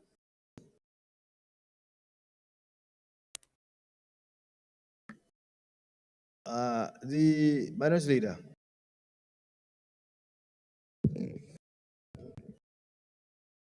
I want to second the motion, Mr. President, distinguished colleagues, that the last item on the agenda for today's plenary is a motion by, Okay. Leader said I should support, I should support. Thank you for your support to the motions moved by the Majority Leader. Those in favor of that motion moved by the leader and supported by the Majority Leader, please say aye. Those against say nay, the ayes have it. Mr. President, the 9th order of the day is motion standing in the name of Senator Manguno Mohammed Tahir on the need to deploy adequate security personnel to endanger local government areas in Borno State. Mr. President, you may wish to invite Senator Manguno Mohammed Tahir to move the motion. Senator Tahir Mohammed Mongono, the Chief Whip of the Senate of the Federal Republic. The floor is yielded to you to move your motion. Mr. President, distinguished senators, my name is Mohammed Tahir Mongono. I represent Borno North Senatorial District. The motion is on the need to deploy adequate security personnel in endangered local government areas in Borno State. The Senate notes that for many years, Borno State has been bedeviled by insurgency, with communities facing one form of attack or the other every now and then. Aware that recently relative peace has been restored in Borno State due to efforts of the Nigerian armed forces, which are commendable. However, some communities are still besieged by insecurity, as Guzamala local governments do not have any civil authority in place, no military presence, while Abadam and Marte local government areas need security reinforcement. Also aware that the aforementioned areas are predominantly agrarian communities, with Marte local government area being known for large-scale production of wheat and rice. Worried that communities in those areas are still under the captivity of Boko Haram, and the people have been suffering untold hardship as a result of the insecurity, which has damaged local economy, infrastructure, and livelihoods herein. And also worried that the absence of military personnel in the areas may cause the insurgents to become more emboldened and attempt to capture surrounding communities, thus ruining the previous efforts by the government to secure the state. Accordingly, resolves to urge the Nigerian Armed Forces to establish a super camp at Guzama local government area and mobilize adequate personnel to secure Abadam and Marte local government areas of Borno State, and mandate the committees on Army and Air Force to ensure implementation. Mr. President, distinguished senators, it may interest you to know that local government, Guzamala local government, which is one local government from my senatorial district, and a neighboring local government to my own local government of Monguno, is completely under the control, tight control of Boko Haram insurgents, because of the fact that not a single security personnel is found in the whole local government. As a result, civil authority is lost, and Boko Haram are effectively in control of that local government.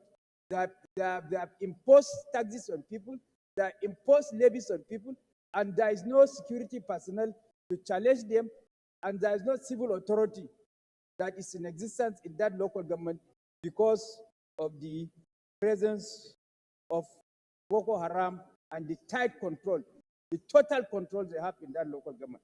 So therefore, we are craving for the indulgence of this Senate to direct the Nigerian military to make their presence felt with a view to repelling the Boko Haram insurgents in that local government, because if we allow them to exist in that local government, they will be further emboldened and have all the luxury to organize and attack other neighboring local governments, particularly my own local government of Monguno and other neighboring local governments, that peace has been restored, civil authority has been restored, and people are started going back to their respective communities to pick the pieces of their lives.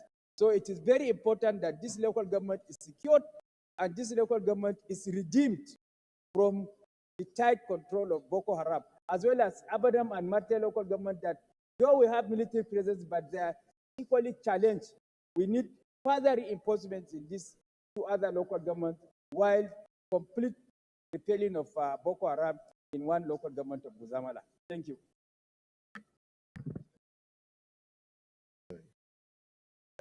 The former president of the Senate, Senator Amelon. Thereafter, Senator Kaka will have his say. Thank you very much, Mr. President. Distinguished colleagues, I am Ahmed Lawan. I represent Yobe North Senatorial District. Mr. President, distinguished colleagues, this again is an indication that we are not able to capture every piece of our land from the insurgents. That is unfortunate. But before I comment on what we need to do, let me commend our military for working so hard to ensure that we secure our lands and protect our territorial integrity. Mr. President, the story is we don't have enough boots on the ground. So we need a task force of some sort that the military is able to occupy areas that it could capture, and the police and other security agencies will now be moved in to reestablish civilian authority. Mr. President, Boko Haram was defeated at one point almost completely. Some will say technically defeated. But what is important to an average citizen is not technically or completely. Our citizens, our indigents need safe and secured towns and cities and hamlets.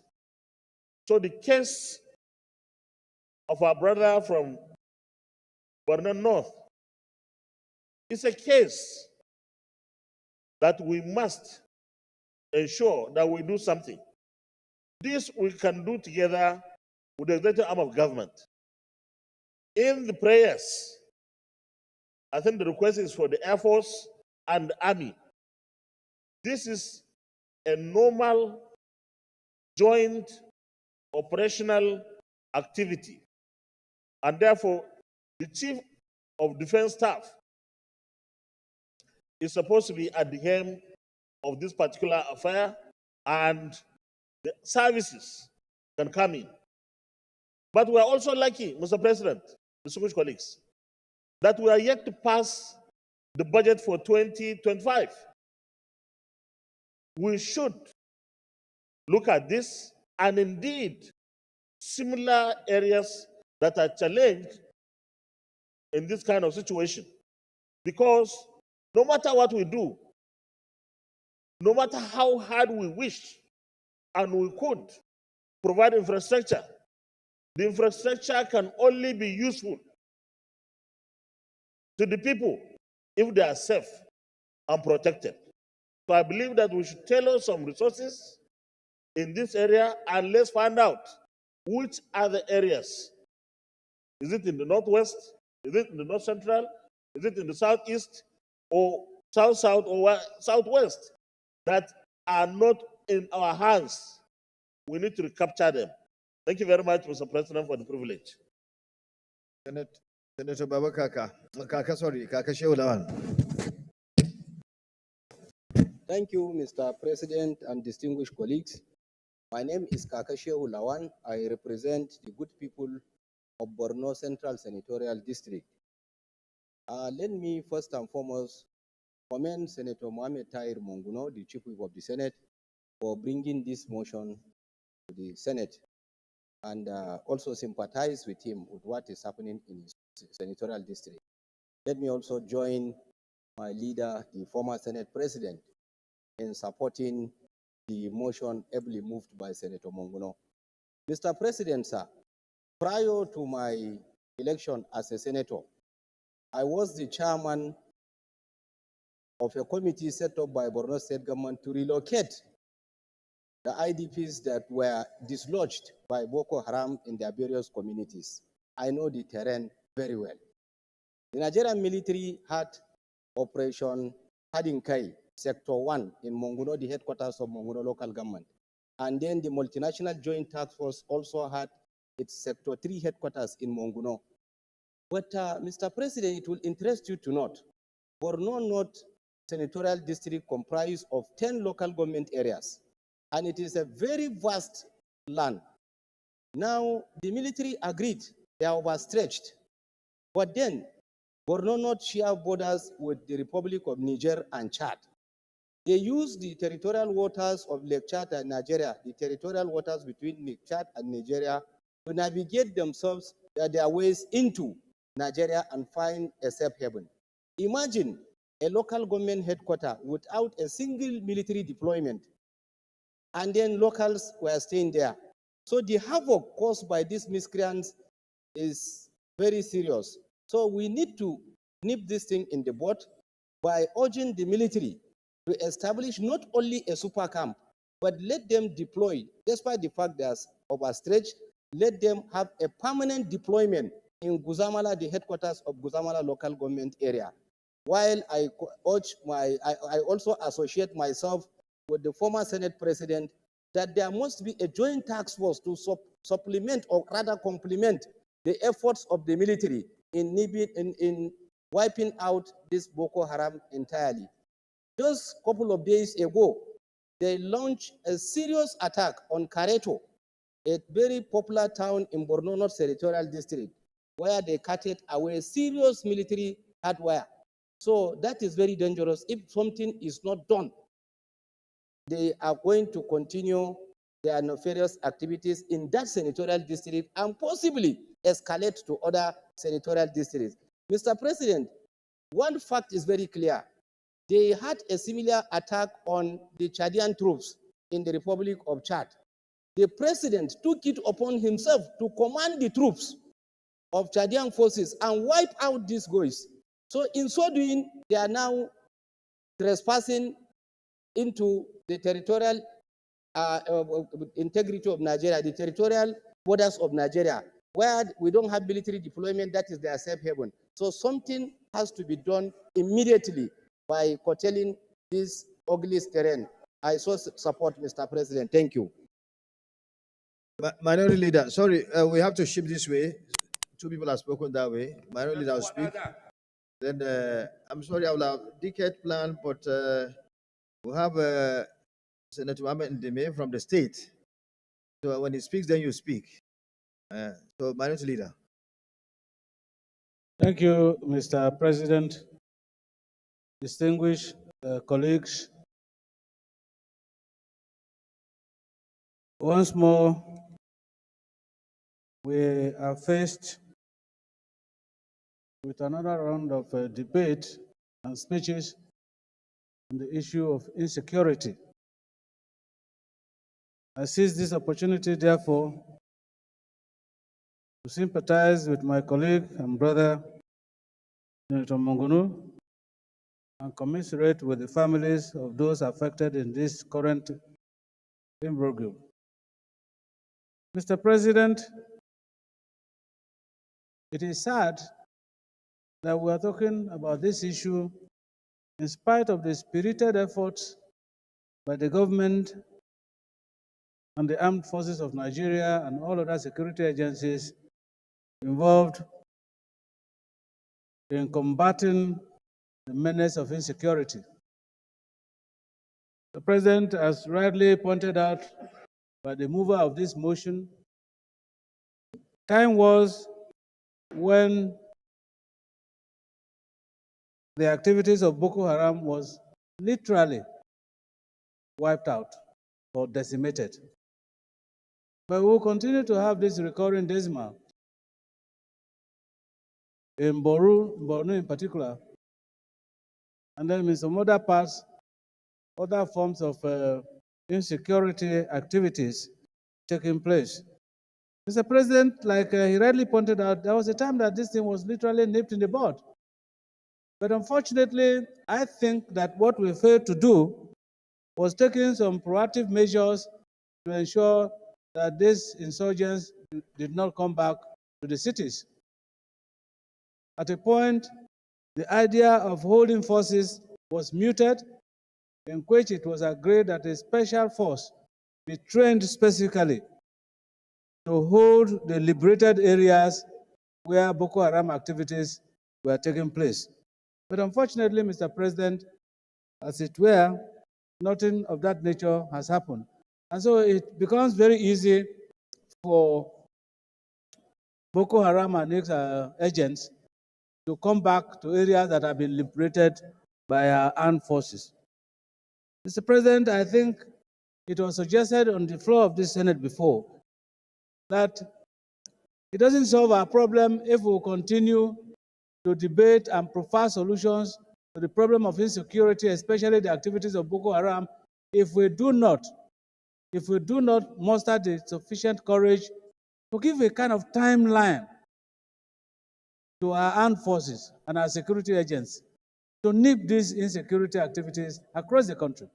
Mr. President, I think it is not correct, because I know that the Nigerian military and security agencies are professional enough to know when to start a war and when to end a war.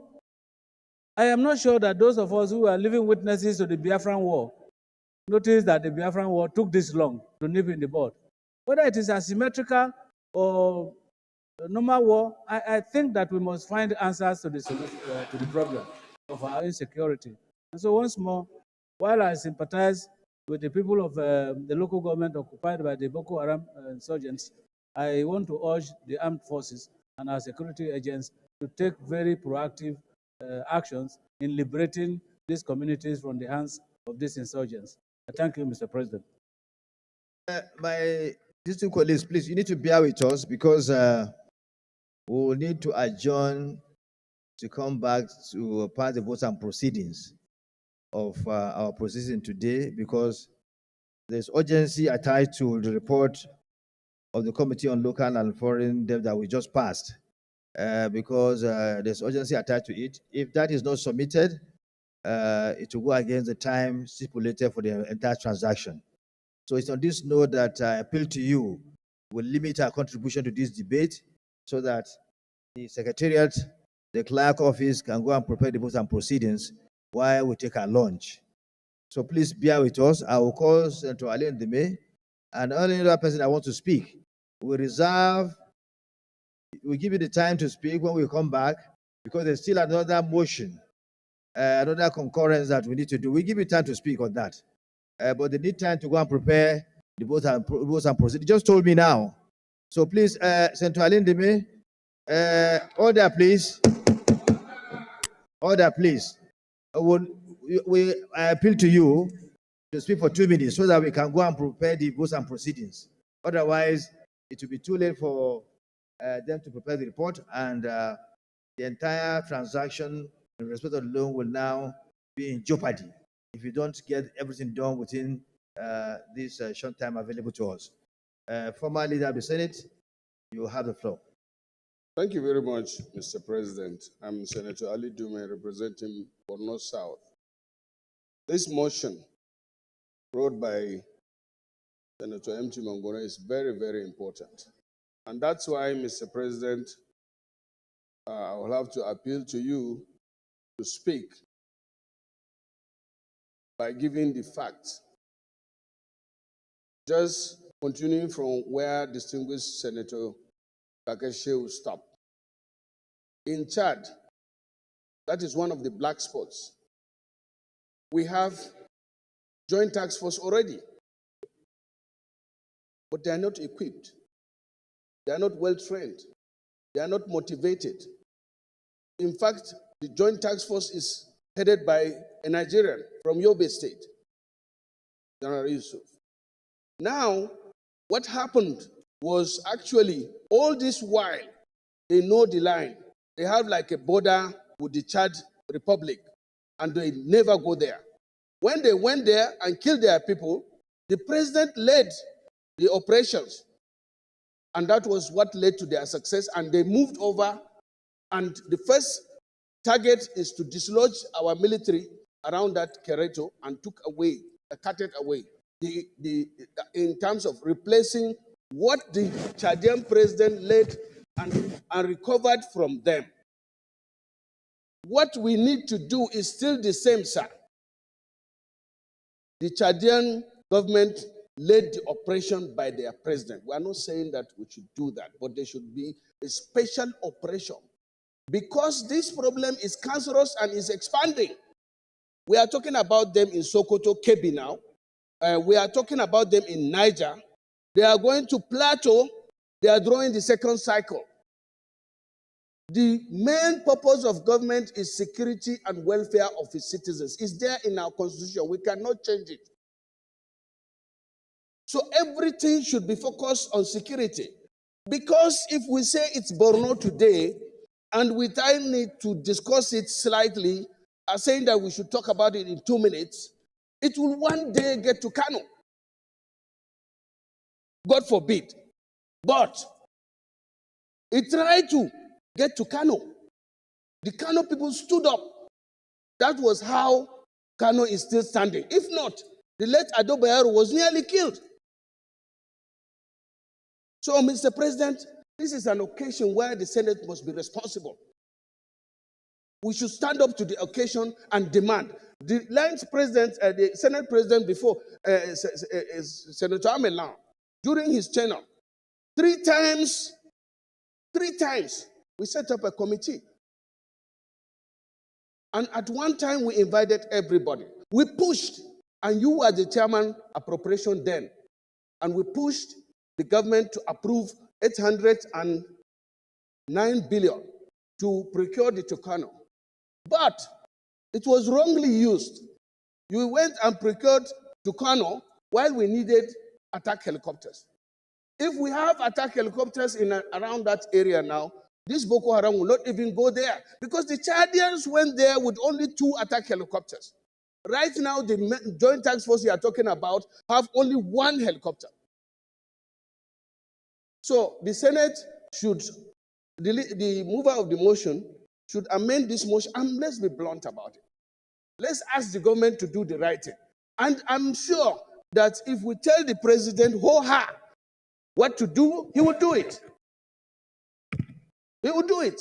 So let us stand up and say that we are just approving a borrowing about 2.2 billion to fund the budget. What budget if we are not secured? So, Mr. President, I'm sorry, I've taken much more time, but let us take this thing more serious. It can be done in 1 week. It can be done. Thank you very much. Even the Super Tucano you're talking about, the Obama administration refused to sell it to us. It was President Trump administration that sold the Super Tucano to us. So we thank Senator Trump for doing that. Having mentioned Nasarawa and Plateau, let me yield the ground. Otherwise, we'll have closed the debate. So, Senator from Plateau, the plan, you have the floor. Then we have Senator from Nasarawa, Senator Wadada. Oh, it's not even here. Oh, okay, around. Okay. Okay, Senator Plan. President of the Senate,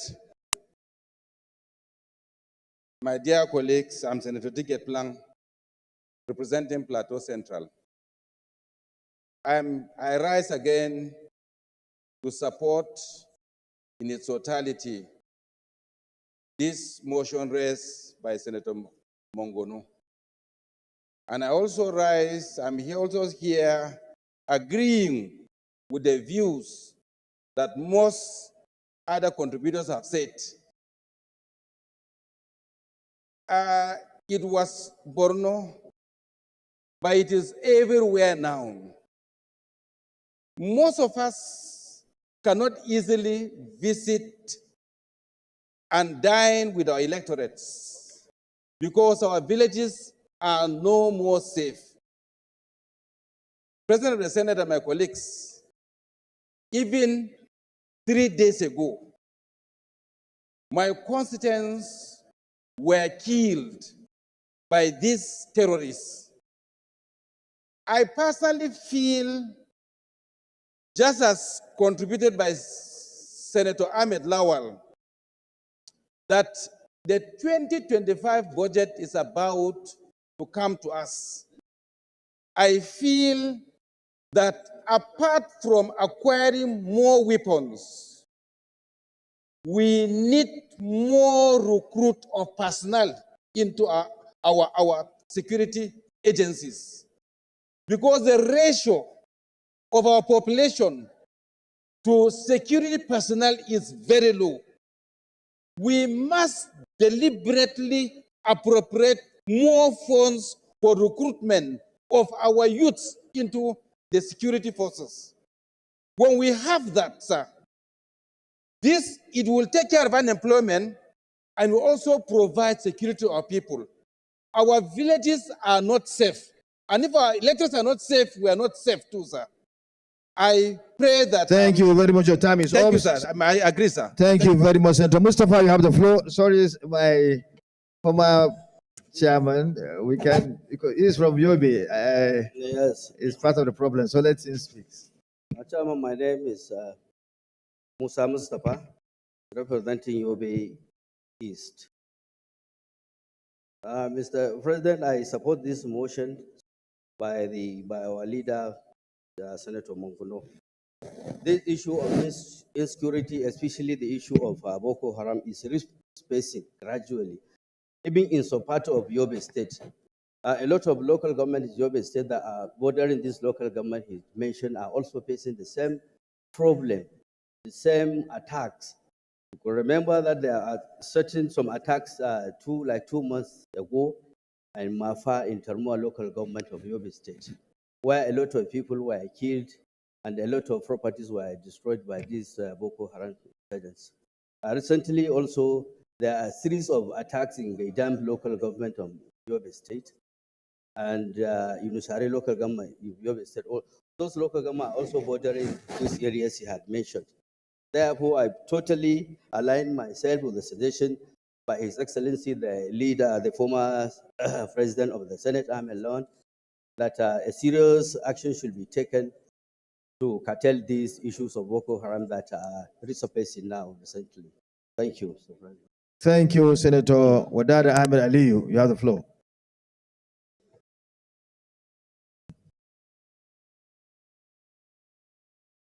bodies. Thank you very much, Mr. President, distinguished colleagues. I remain Senator Ahmed Wadada Aliyu Sarkin Yakin Kefi, the famous horse rider. Of course, the importance of this motion cannot be overemphasized. And I think by all intent and purposes of commitment, our colleagues have spoken and virtually have said it all, with the exception of what I am going to say.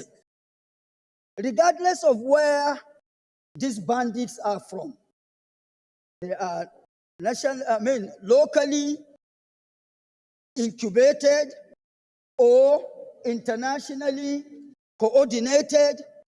They cannot achieve their set objectives fully in any local environment if they do not have some level of support of the natives or locals there. And so, to weaken them is one of the things that makes it much easier for them to recruit our youth, is because of poverty. Hunger is a major vehicle of poverty, violence, and every negativity that obtains today in every society. So all I'm trying to say,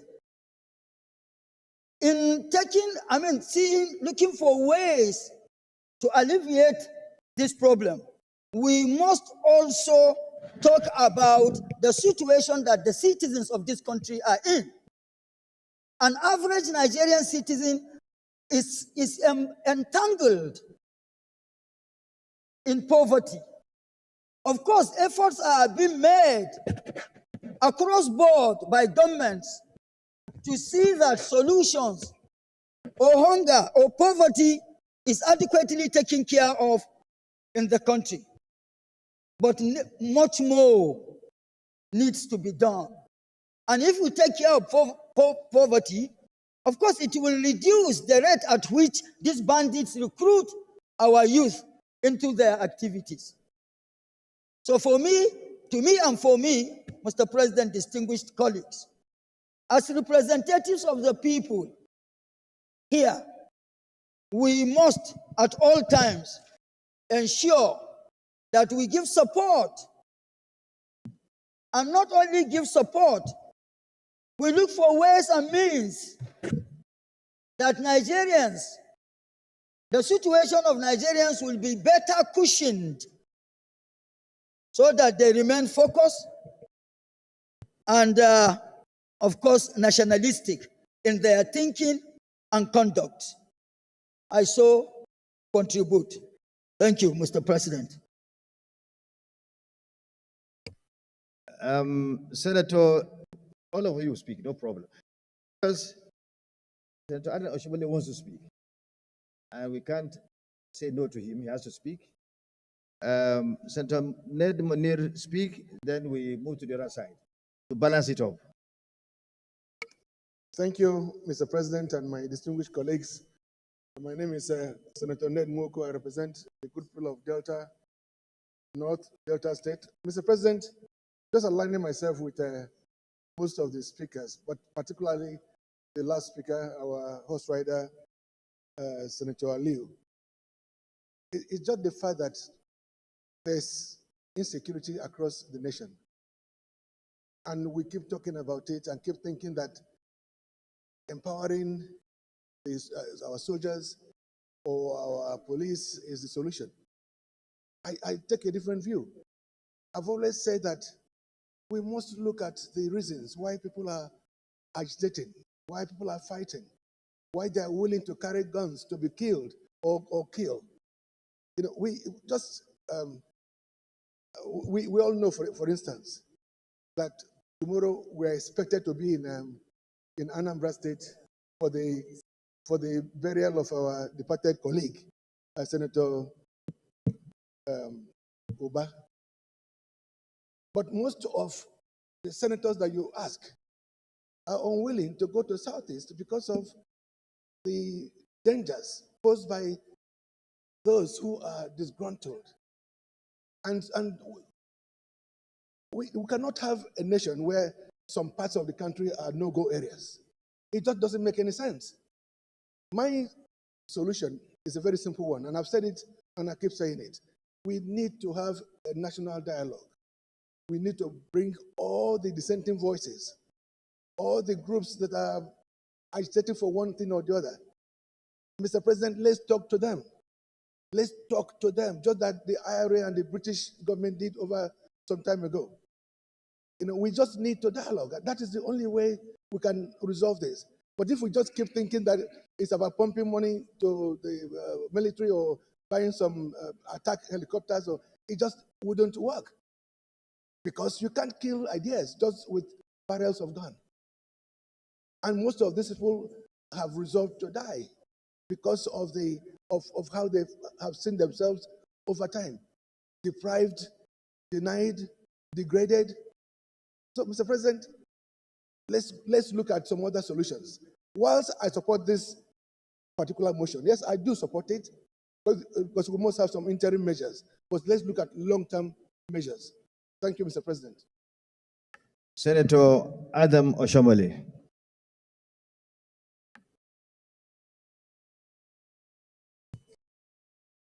Mr. President, I do appreciate the privilege you've granted me to say something. I don't think there is anything new to be said about the need for security. It's a precondition for every other thing that we can possibly do to bail our country out of the current economic and social challenges. But I want to look inward and say, this Senate, when I say this Senate, not the 10th Senate, listening to some of the contributions, we have to agree that we too, as senators, will do better through our military oversight functions. Somebody mentioned that we bought the wrong helicopters to Kano or whatever, and that we were supposed to buy gun attack or whatever. What was the role of the Senate oversight function to ensure that we don't just buy equipment, we buy what is appropriate?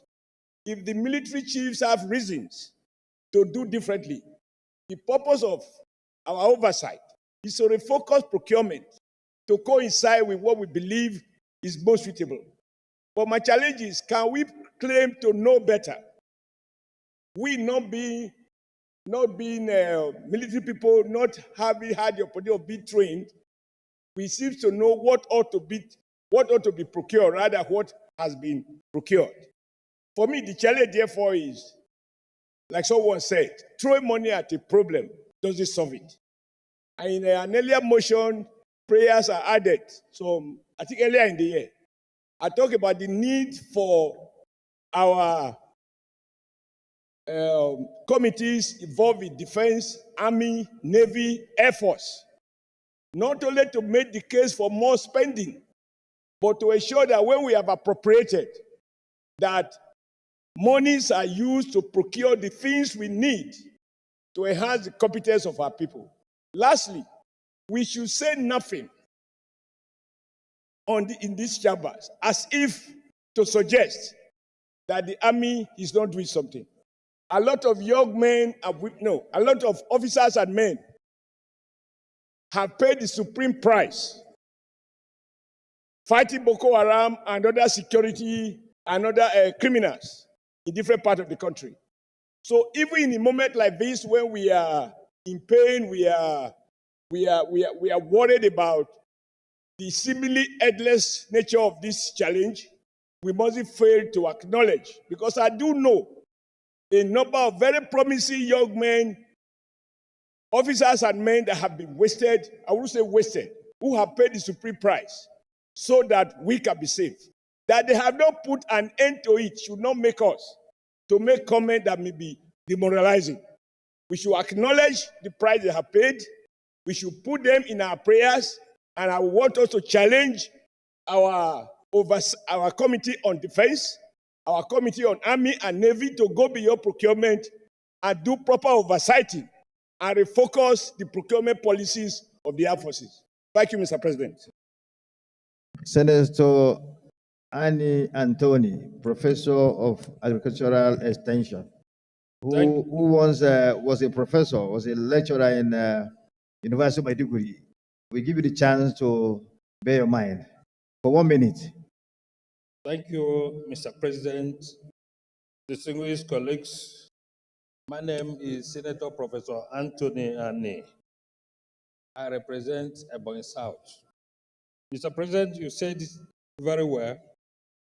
I was in Maiduguri from 1991 to 2013.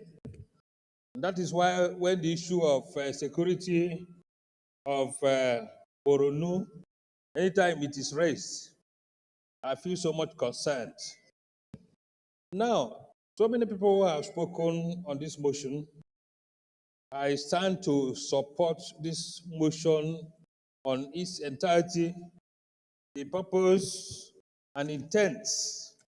I support all of them. Now, I want to align myself very closely to what Senator Abamoro said. So much discussions on security in Nigeria, so much talks on security. I think we see less of action. Security agencies have done their best, but their best to me is not enough until we secure entirely the country. You see, where there is any security challenge, there will be no development. So long a time, since 2008, the security challenge in Boronu has been growing in dimension. Of course, it's one of the things that led me or that made me to leave Maiduguri. I had to leave Maiduguri because of security challenge. And since that time, it has never abated. And people have been talking about it. Does it mean that the security agencies have no solutions to that? Of course, most of the strategies should not be discussed on this floor. But the security people, the agencies, should know the best approaches they should employ to ensure that this is abated. Doing one thing continuously will lead you to getting the same result over and over again. It is time for them to explore other approaches to see that this thing is curtailed. Now, we have to follow this motion. It shouldn't just end in debate. We should follow it, see to it that what has been put as prayers are actualized. Having said that, I thank you, Mr. President, distinguished colleagues. We should give our maximum support to this motion. Thank you. The last to speak on this debate is Senator Karimi. You have 1 minute, sorry. 1 minute. Thank you, Mr. President. My name is Karimi. I represent the people of Kogi West. Yes. Security of lives, property is the basic responsibility of government. We are all part of government. If we go into some of our communities, we see the locals contributing one way or the other to the security of their environment. I saw as part of this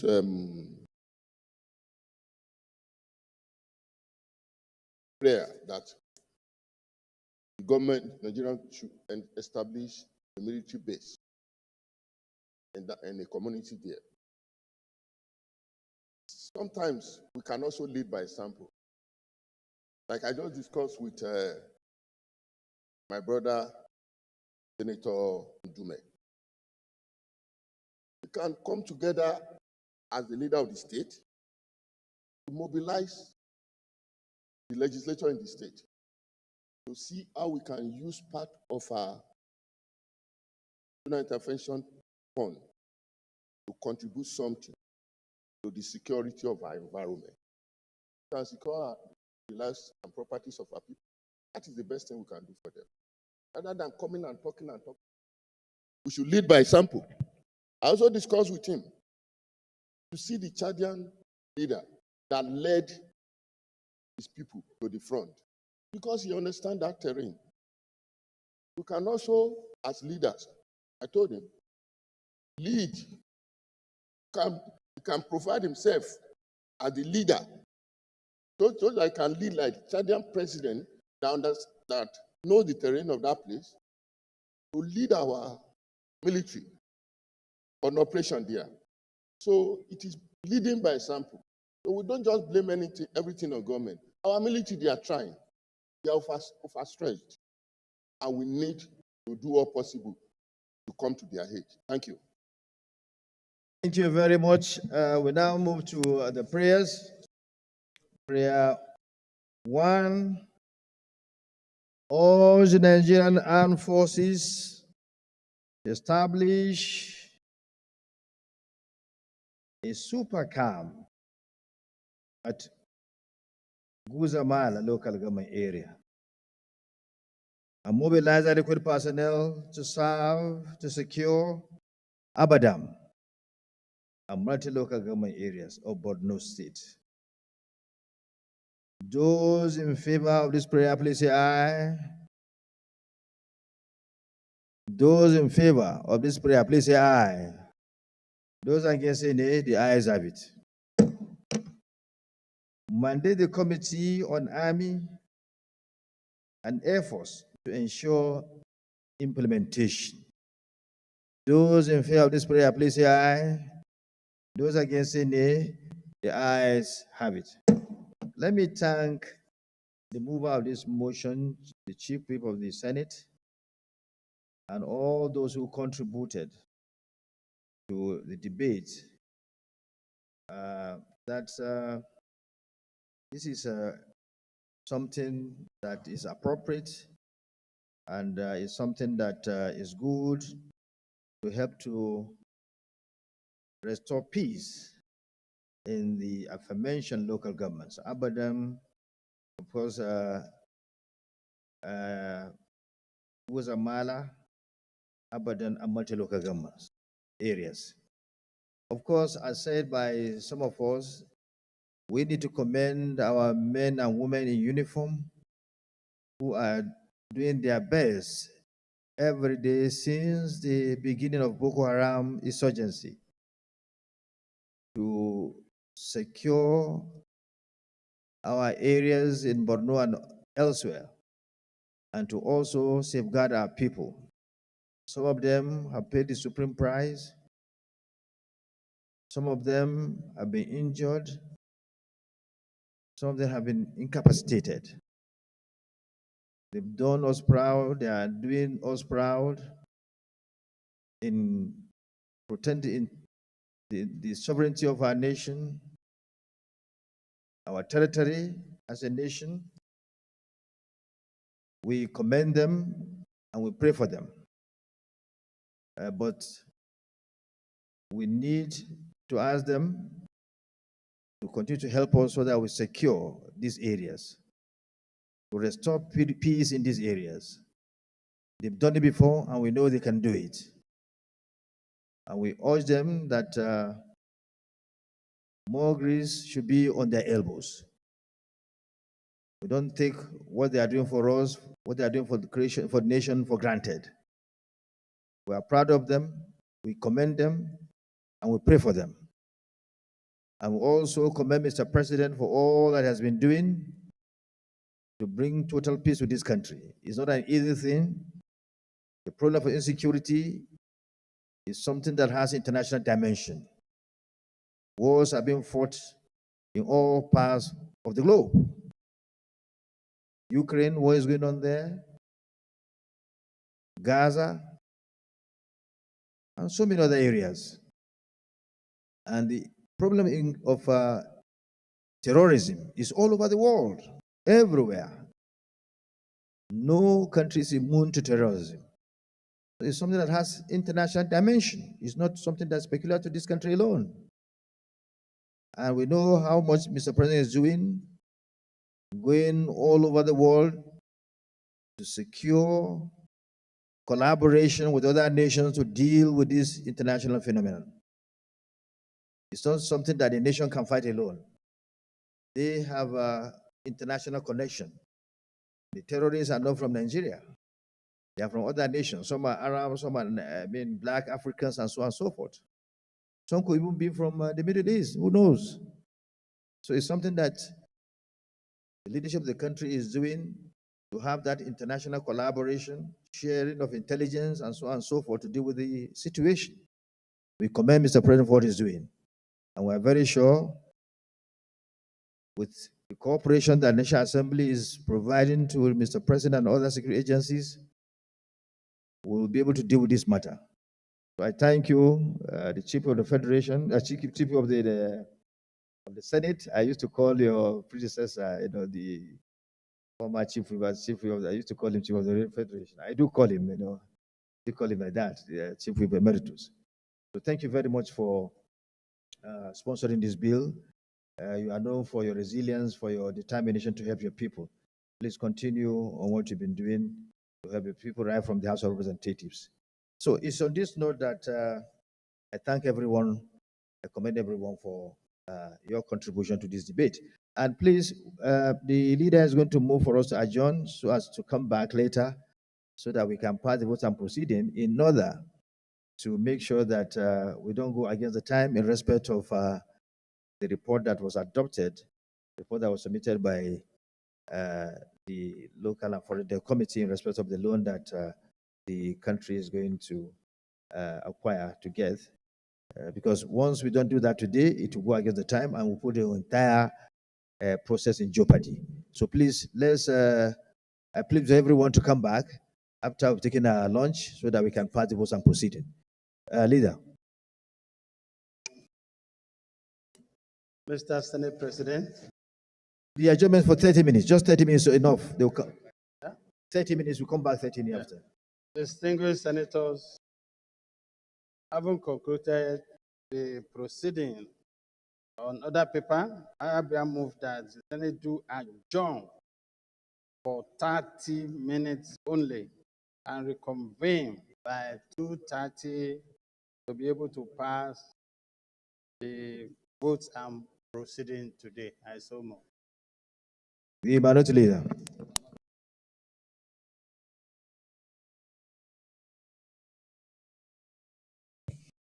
Mr. President, distinguished colleagues, I support the motion that the Senate adjourns for 30 minutes to reconvene to pass the votes and proceedings of the day.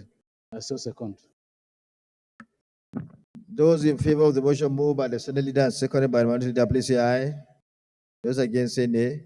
The Senate therefore adjourns to resume in the next 30 minutes.